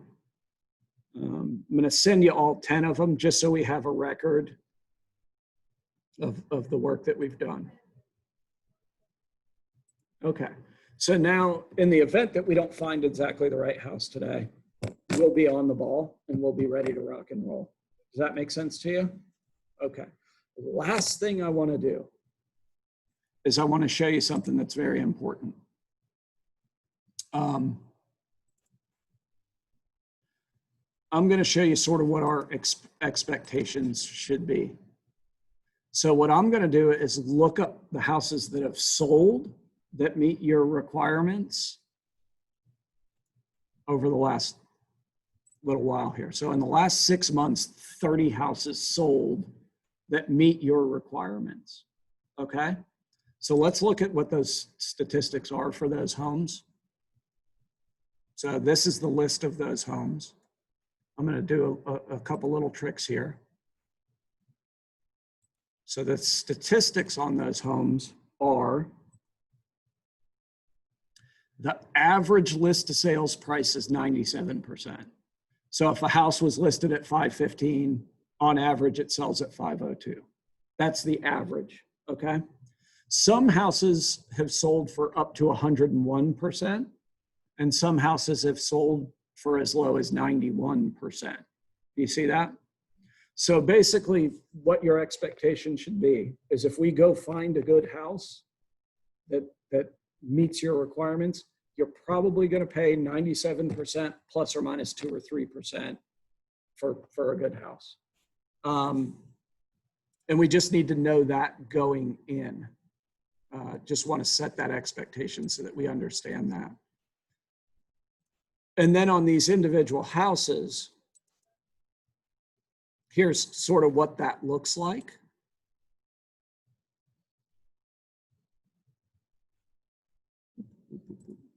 Here's what that looks like. So I put this in a format so that I could show you. So this house was 600,000, it closed at 600,000. This one was 590, it closed at 586. This one was 585, it closed at 580. This one was 575, this one closed at 565. This one was 569, it sold at 560. This one was 599.9, it sold at 545. So that's that 91%. It's sort of like the needle in the haystack house. This one was 560, 535, 585, 530, 539, 525, 532, 515, 538, 510. I'm just showing you this so that you see generally what these numbers look like. Like you won't find a house for 600 and buy it for 500. That hasn't happened in years in our area. So just want to make sure that you understand that, you know, going into it. So we did the road to homeownership. We put in your parameters. There's 10 houses. We're going to look at 6. We have an idea that you're probably paying 97% plus or minus 3%. You know, if we find you a really good house. With all that stuff being said, do you have any questions for me before we go look at the houses? Good.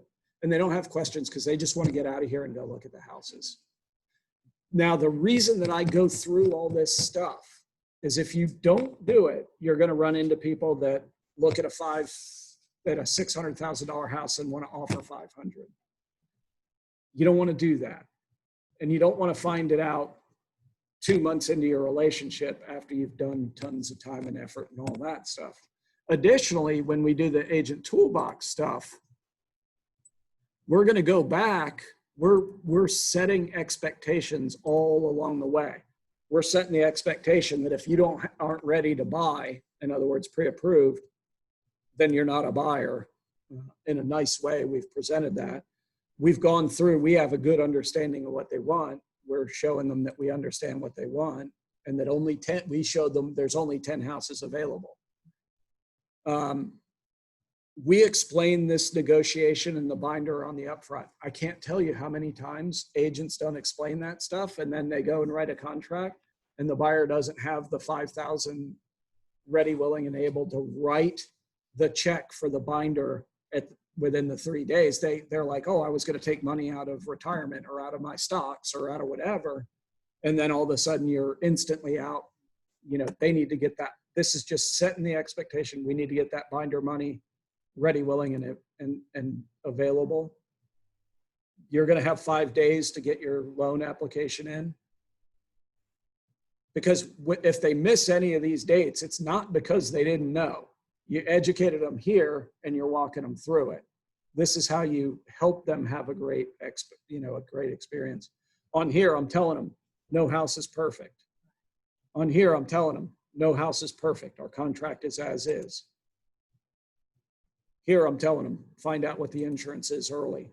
So I'm setting expectations through this. Your buyer, depending on who they are, might have just not listened to when I said all this stuff, but at least I can go back and go, remember when I said no house was perfect? That this is a small list for a house. This is not big deal stuff here. And we bought this on a multiple offer. So if you go ask this seller to do $1,000 worth of repairs, they might, they're likely to say no. They may be nice and say yes, but they could say no and say, I'll just sell it to somebody else who's not such a problem. And that's the market we're in. I just want to make sure you understand that. That's why I told you that way back when we started. You see what I mean? So all this stuff is about setting an expectation so that when it's a, you know, I always say that joke, do you understand the words that are coming out of my mouth? Have you seen that video? Did I show that to you guys? I showed you. Did you see it? You understand? So it's from a movie. It's hilarious. But, you know, because they'll forget, you'll tell them all this stuff, but when it becomes real, they're like, oh, I want a perfect house and I want somebody else to pay for it. You got to make sure that those expectations are set right out of the beginning. Now, the thing that I need you guys to do. That's what I'm getting at. So before you ask it, see if I answer it. I'm already going down this road, see if I'm answering it. This looks very different from the way your listings come up in your search. Like these columns are not your columns. My recommendation is that you go to this help button where it says video training and go through here and learn how to use this tool. So in here, let me see where it would be. So in here, they're just giving you, so how to do a quick search, how to do a map search, how to set up a portal, how to do a radius search, how to search, find, act, custom hot sheets. They show you all these different things. I recommend you go through and learn this stuff. You'll learn it because you'll need to. I'm going to give you a little dose of it right now. So when you guys log in, that's not quite right. Yours will look like, dagnabbit. I know it's in here. Give me a second. It's not going to be that. Press the wrong button somewhere.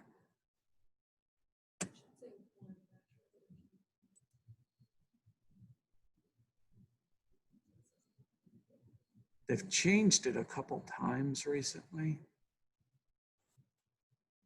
I just want to get it in the format that it looks like when you guys get it. And they moved it.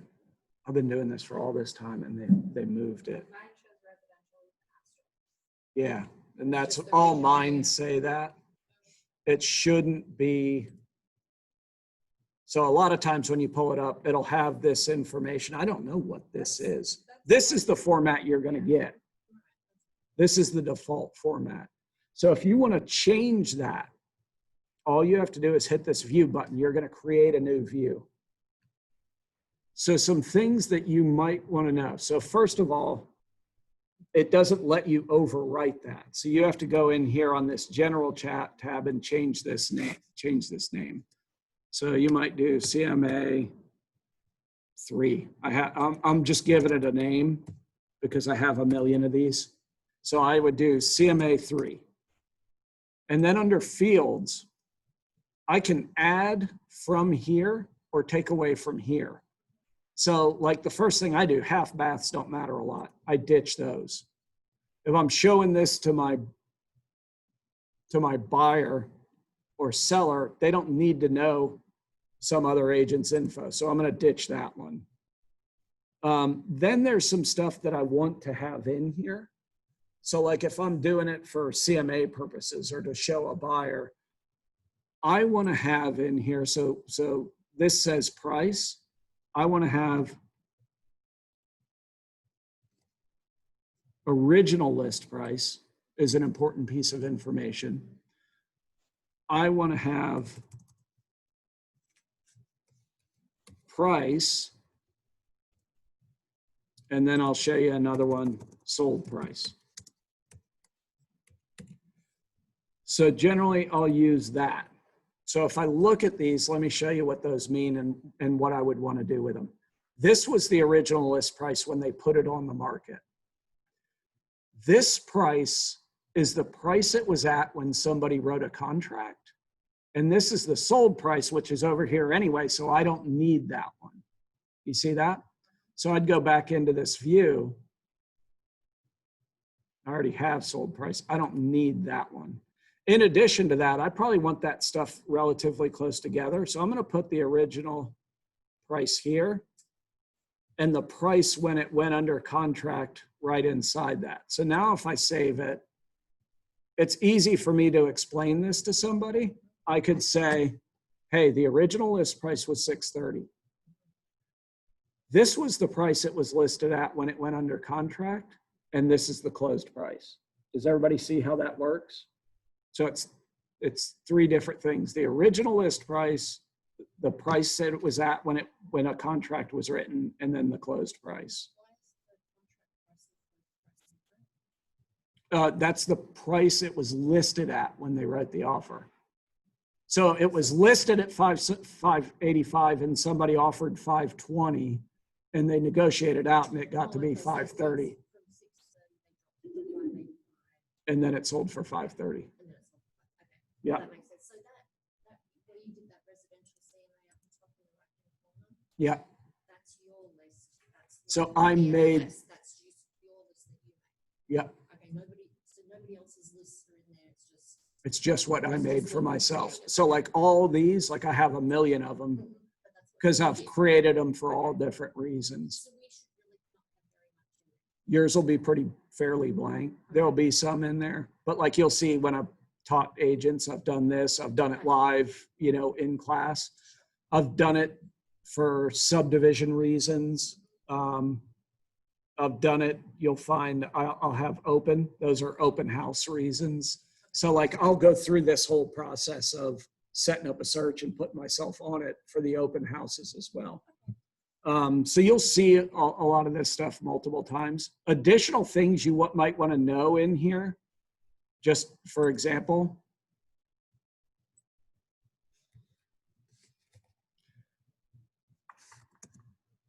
Oh, if I type in sold, it's nice to know the list to sold dollar per square foot. So you'll see, like if I add that in here, it's over here. I don't really want it over there. I'd prefer it be over here near this stuff. So I'd probably move it over near the information that it probably pertains to. So you can just drag and drop it over to here.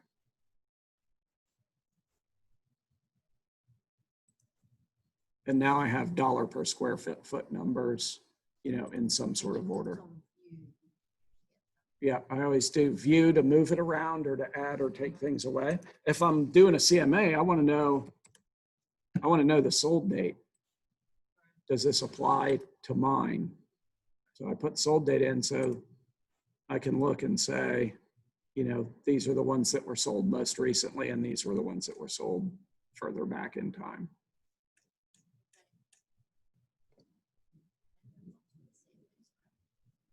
Oh, you're not, but but neither's anybody up there. That's the main thing that I do is number crunching, and most people do it. Don't do them the way that you'll do them when we do the listing class. We'll do a CMA together, and then when we do your CMA on your property, that thing's going to be hard as hell. to nail a really good number. That's why it made sense for you to do I was like, yeah, 2 windows. I hope we can, come up with a good idea in that amount of time. I'm fine with that. I'm fine with that. Go ahead. Does Keller Williams have a scheduling system so you go to show multiple houses on one day? You can instead of MLS. So here's typically how I'm so happy. Some of those trainings in MLS. So here's typically what you'll do. And dude, can't thank you enough for asking that question. So let's go back to our actives. Yeah. So we're going to go back to our actives.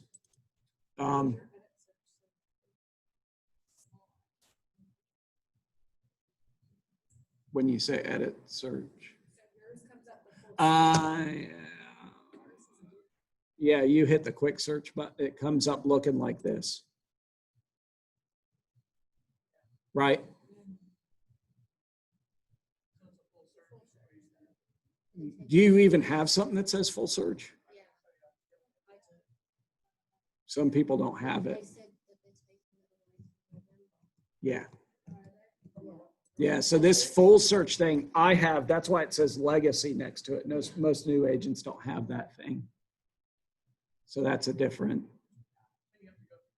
So you have to go through quick search. And the reason I bitch and moan and got really mad about this is just them trying, in their mind, they're trying to realtor proof it because we're all stupid and we don't know how to do a full search. We just need the simplest info.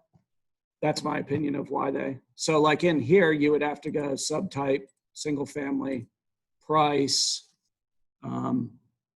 What number were we using? Did I say 450 to 600,000? We needed at least 3 bedrooms and we needed at least 2 baths. And then here's the part that drives me crazy is, there's nothing in here for area. So I have to go over here and type in Neptune Beach. So I can double click that. And then I have to type in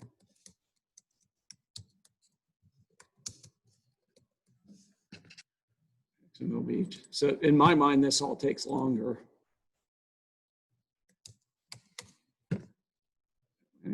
Beach. And see, they screwed me up because I don't want the subdivision of Atlantic Beach Country Club. Look at that. It's still giving it. So then this, look at, I don't even know how to use this. Yeah. So you're down in here. Because like, then it says subdivision of Neptune, then it says city of. Yeah. So it shouldn't be that. You can still save it. I'll show you that. So city of, and they don't, like, I can't click that city button and add in cities. I just get mad. I'm mad. Normally change, I'm a pretty good person about change. So Jacksonville Beach City.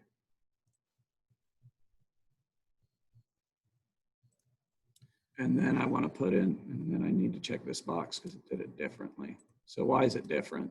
Why is Atlantic Beach different?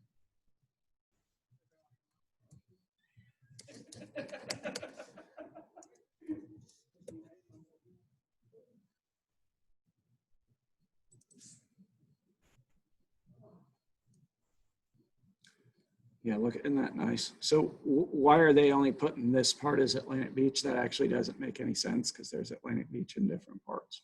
And then Neptune Beach, so city. You can see we already have a difference in listings. So here's how you set appointments for listings. We're going to go through these so I can show you. Let's say that Taylor wanted to see this one. You click on this one. And there's a couple places you want to look. So first of all, private remarks. It tells you what to do. Please see showing assist for confirmed appointment. Super easy to show and will not disappoint. move-in ready, motivated seller. So it tells you right there in the private remarks what to do. This is showing assist, this little button right here. So if I click on that, it allows me to go in here and add a single showing. So I can go in and add a showing for that. And it just, yeah, so every one is different. So on this one, and then the other place you'll look is down here, bottom right, showing instructions. Appointment, occupied, see showing assist. So it's telling you to go up here and make it through here. Let's see what this one says. Bottom right, call listing agent, and that gives you a phone number. So if you want, this is a new construction, so they want you to call the listing agent. They're going to meet you there and show it to you. Generally speaking, they should. And sometimes they'll give bad instructions in there, but most of the time it's okay. So I would go to this one. It says gated vacant. Vacant lockbox, see showing assist. So you would go to showing assist. You'd click on that. And I would set an appointment for that property. So like if I'll just go through to show you, if I hit, yeah. So let's say that I want to look at that today. It's blacked out everything that's in the past.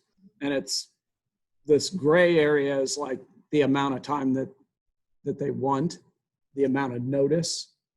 You could ask for something earlier. But let's say I want to see that at 4 o'clock, and then it'll say schedule showing for Patrick at 4:50. When will it end? And I'll just put 4:30 just in case I'm there 30 minutes with my buyer. And I hit request appointment, and then it'll come back. So it says not yet confirmed. So you'll get some sort of a confirmation from that. And the crappy part is, so the bad part about this is the reason I picked that one is it said vacant lockbox, which normally it would pop up and say, you're good to go, show it, don't worry about it. Instead, this one popped up and said, it's not confirmed yet. So now I'm going to get a phone call or some sort of message that says your showing is confirmed or not confirmed.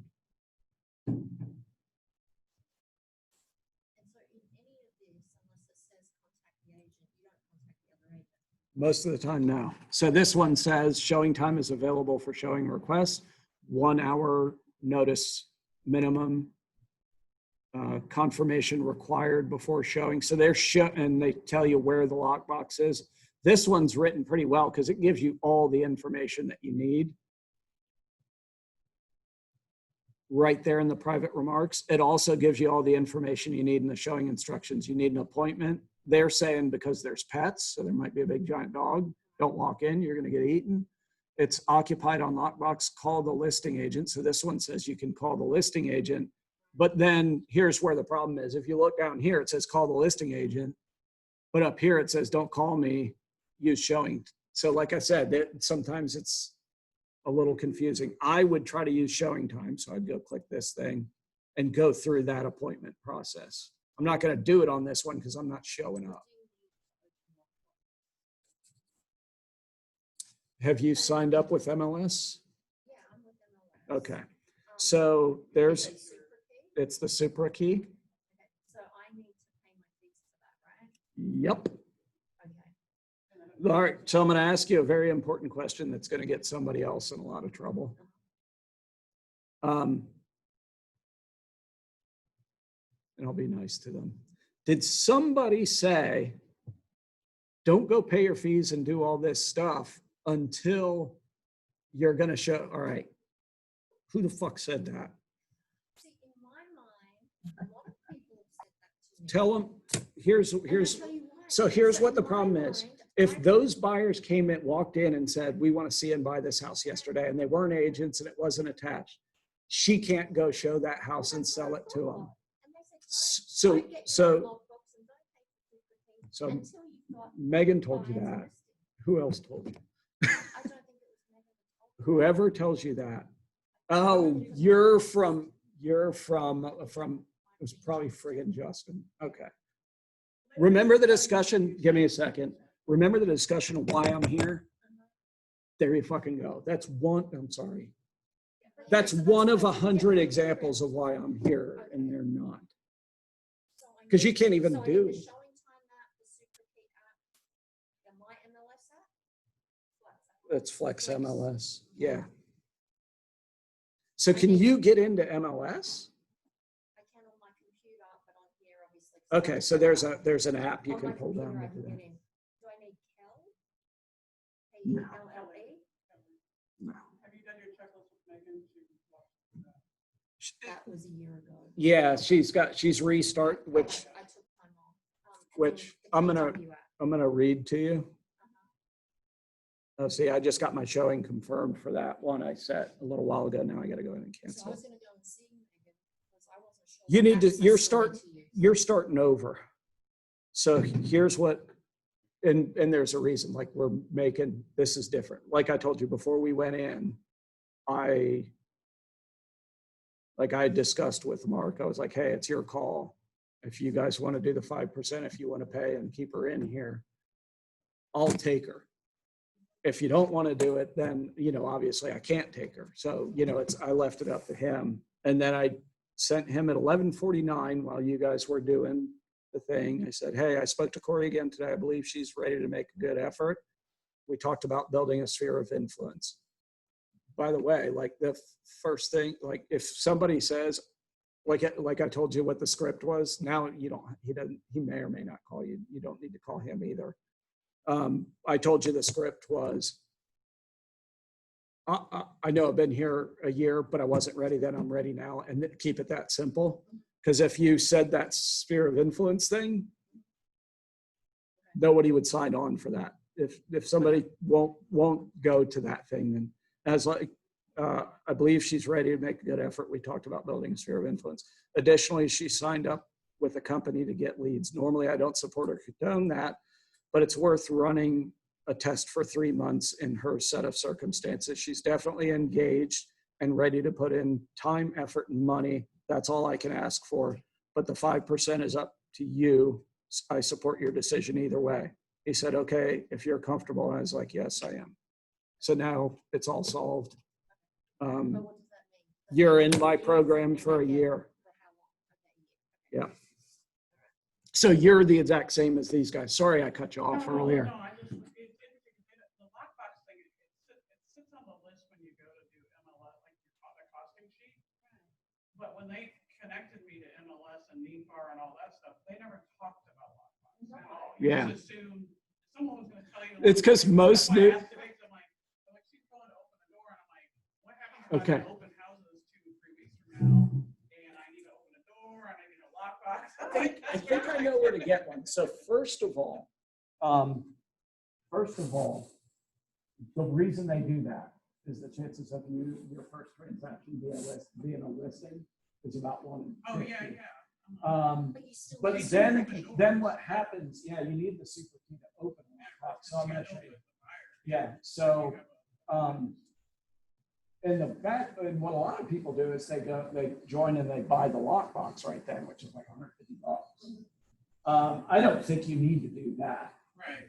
But that's the point when they teach you how to use one, is when you actually go buy one. But most new agents, now that's where I'll go the other way. Most new agents shouldn't buy a lockbox until they get a listing, because those aren't emergencies. Yeah. So I'm gonna go get a lockbox and show you how this works, and that'll just be the fastest. Because they tell you to use, I think. And that's if, what it is. Taylor, I know you know how to open one. If you need to go. And I'll see you. It's a complicated Taylor. It's not that you put in the code, because I've seen it done before. You set your code up, so like you don't obviously want to share it with anybody, and he'll show you. But there's okay. And then that's the app. You literally I'm sorry. So it's called, what's the app called?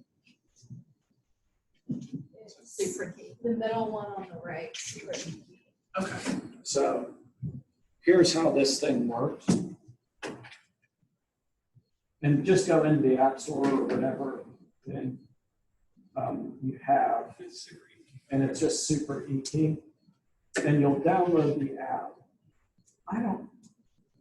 Were there initial setup steps or anything? I haven't done that. So there, well, they- It's just like, you have to put in your information that they sent you, like your confirmation for your payment. okay. When you open the app, it just says, you know, how are you paying? Yeah, it's just like step by step. So Yeah. you can do it through the app, because I had to do Payment, it no. in person at the office. Yeah, they'll set, they, Oh, you don't have to do it in person, you can do it on the computer, but it's not through the app.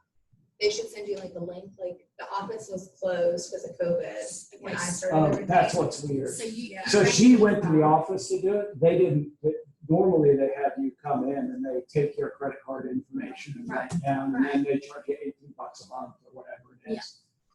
So yours is already set up. 18 bucks a month. Yeah, but I don't pay it. Yeah, I it's stopped 70 and change, Oh. but it's an initial like $50. I wonder what they're gonna do. They're gonna start charging. Because I saw that on the bottom of I wonder what. The List. bottom on our sheet, payment is wrong. So the, you, yeah, Mine I'm like, is it doesn't different say number. monthly. so you Yeah. contact NEFA to Yeah, get it all set up again, right? Rob, call them and explain, Are you your gonna have to- situation yeah, I is don't know different from everybody else. If you had it on, then turned it off, I don't know what the rules are, I just call in and find out. So easiest thing for using it, here's all you have to do, Denise. Is once you're set up, down here, it asks you to obtain a key from the lockbox. So all you have to do to do that, it has this little light here. If you press in the bottom, that little light starts blinking. You hit that obtain key, then it asks for your code. So I put in my code. I don't have my sound on, so you I've seen it done, but I don't. and it just made that noise. All I have to do then is push this and it falls out. The shackle part, I don't know the shackle code. This isn't my lockbox. This is Christine Allen's lockbox. But it's whatever your code is. Okay, so It's Bluetooth, so just make sure you're Bluetooth. is your shackle code the same as your No. unlock code? No. It's different code. Because somebody could put it, like, I can't open this. It's not my lockbox. Right. It's not assigned to me. Right. So I can't steal it off a door and Okay. putting in any code because I don't know the code. So they'll teach you this part when you go to buy your lockbox. Right. That okay. doesn't matter. For you guys, what matters, you know, like if you get a listing, that matters. But for working with a buyer right now, you need this. You need to be able to, you know, again, you click that, you open up the Super E key. Mhm. And then you put in the code. So it's a super easy app. You said there was one other app. The other one is if you're gonna look up listings on your phone, Oh, which is Pro or Flex MLS. Flex and Flex Pro. And there you go. Which is the same as that. Yeah, It's on just your on phone. your phone. Yeah, and it works not very great. It's not nearly as good as that. Like you think Quick Search sucks. Wait till you try using that app to find I really don't have stuff. problems with that on the app. I have more It's way problems better with- than it was, Oh, yeah. it's almost easy. but then you have an old Mac. so- Yeah, I'm getting a new one next week. So, You have an old Mac, so so that's all. no, it's anyway. called. so just showing times in Pro E key and Flex MLS, no bonbon, no view bug, no. Do you ever use RPR? Ooh. I'll show you why. When we do the CMA class. I mean, you can make, but I have it go. Looks pretty work shitty. That's what that is. It looks pretty, but works shitty. It's not the way to really educate somebody on the value of a property. Another thing the reason I showed you guys that you're buying at 97% plus or minus 3% is we don't need CMAs for buyers. So like when you told me, it sounded like they were asking you for a CMA. Basically. So She called me and she. I almost, just to blow the thing up, Yeah. I almost said, hey, Mark, just go ahead and call me, I'll solve this. Yeah. Because what I would say is, hey, so it was $650 until yesterday, and now it's $635. The guy there told you that he's had offers in that price range, and he's looking to sell it. So I'm just going to give you a tip. You don't need a CMA. I can already tell you it's going to sell at 97% plus or minus 3% if this house is for you. It's like there's no need for any of that nonsense because sellers don't. Especially if you're not gonna get paid. Well, yeah. You'll have But the a sell- whole other beast. Yeah. But that sellers, you know, they didn't say anything that made any sense. Can you delete subscriptions or like things that you save on? Yeah. There's a process because you have to delete. You can't delete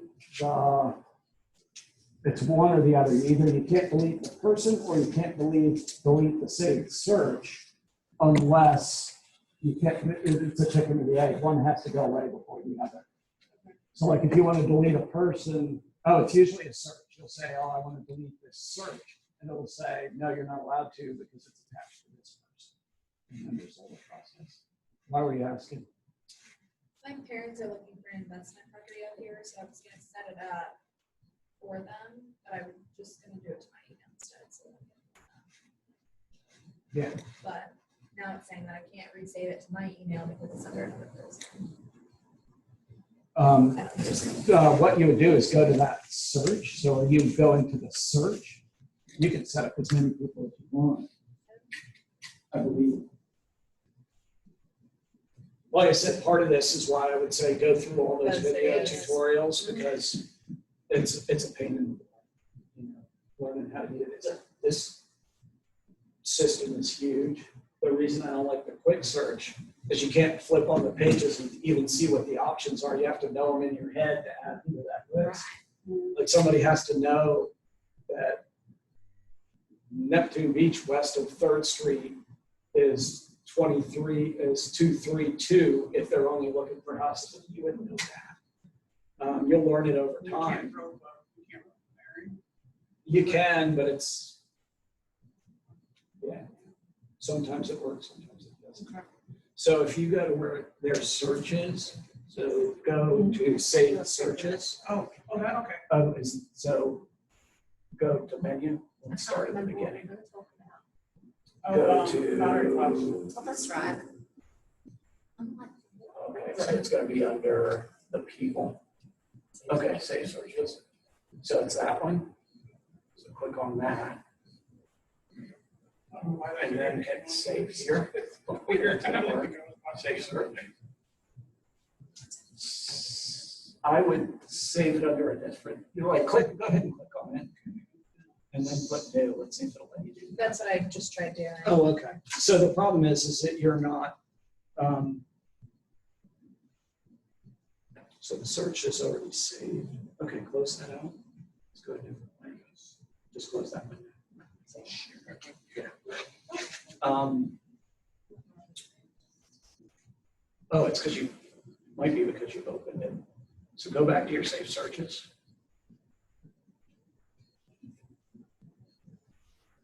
In that, click that. So then hit subscriptions. Now add yourself.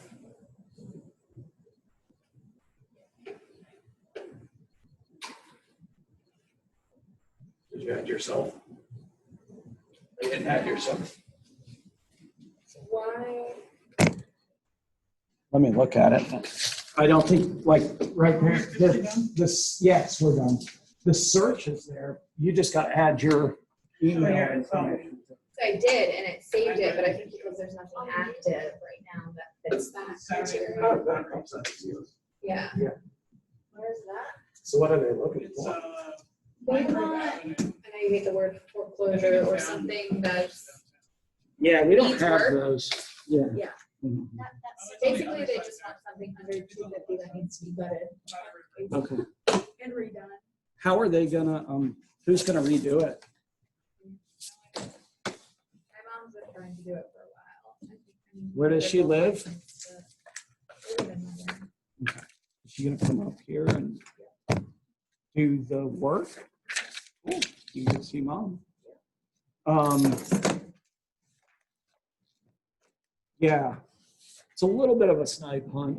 It depends. So is she cash buyer? She just wants to buy a cash place. And then, so like I'll show you examples because I was riding my, if you have a minute. So like I did this the other day to my I'm gonna use the quick search. I hate the frickin' thing. So I did, For the other criteria, she wants like the breakfast and the offices. so this is gonna be exactly what I would have bought. So Royal Palms is the subdivision that I know. So I would go, so let me show you what I was kicking myself for having not bought. Was this one we were talking about the other day? Yeah. Have a good one.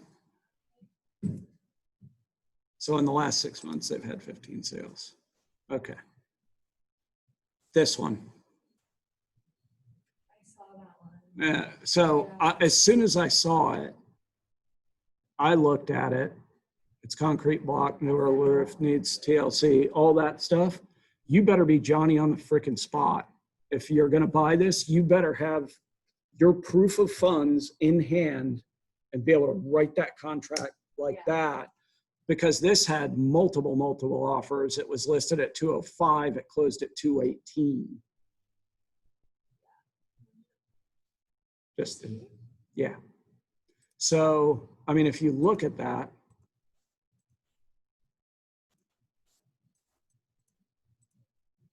sorry.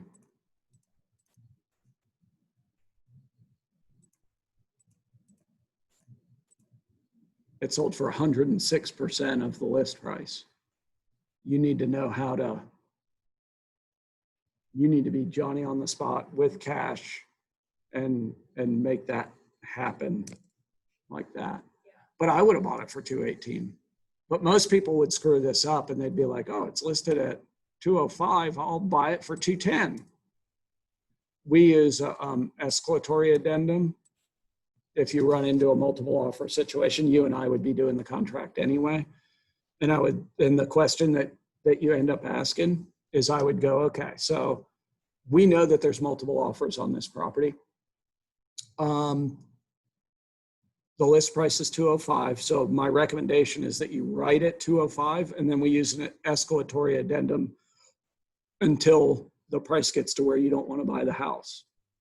And then the way the escalatory addendum works, see, pisses me off that this thing exists. This was a creation of me, Rachel, and the attorneys for Berkshire Hathaway 16 years ago. We created the first version of this thing. Nobody knew what it was. We used it to win multiple offers all the time. Then we moved up to this office and we took the logo off of it and put the Keller Williams logo on, and it got used and taught, and now the entire MLS uses it. So, so the way it works, so this is an escalatory addendum. If prior to the full execution of the contract, seller receives any competitive bona fide offers to the property, in other words, multiple offer, from which the seller would receive higher net proceeds from the sale, the buyer agrees to purchase. The purchase price shall automatically increase, and this number is usually $500 or $1,000, more than any other competitive bona fide offers, not to exceed a maximum price of blank. So the way I would present it to your mom is I would say, hey, so this thing is at 205. We have multiple offers. I suspect there's multiple offers. There's a lot of people competing for this thing. It's probably going to sell for more than 205. Where do you want to go? And, you know, then they sort of half start negotiating with you. They'll be like, oh, well, I'll go to 210. The question instantly becomes, if you were my customer, I'd go, okay, Taylor, so you're okay if somebody buys this for 211, you're okay with that? Oh, no, I'd pay 211. Okay, we need to have a conversation, Taylor. Here's how it goes. If somebody buys this property at 215, are you okay with that? If the answer is yes, then we go to 214. If the answer is no, then we go to 215. Go, okay, Taylor, so if somebody bought this at 216, would you be okay with that? Until you get to the number that they say, I'll sleep well at night and it's not your fault I didn't get the house.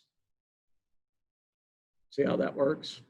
It's a painful conversation to have for most, but I have scripts for it. And, you know, I just talk people through when they get into this, because you wouldn't be on your own writing this contract anyway. We'd be doing it from the start. But that's like, she needs to, right now, she's, in my opinion, not a ready, willing, and able buyer.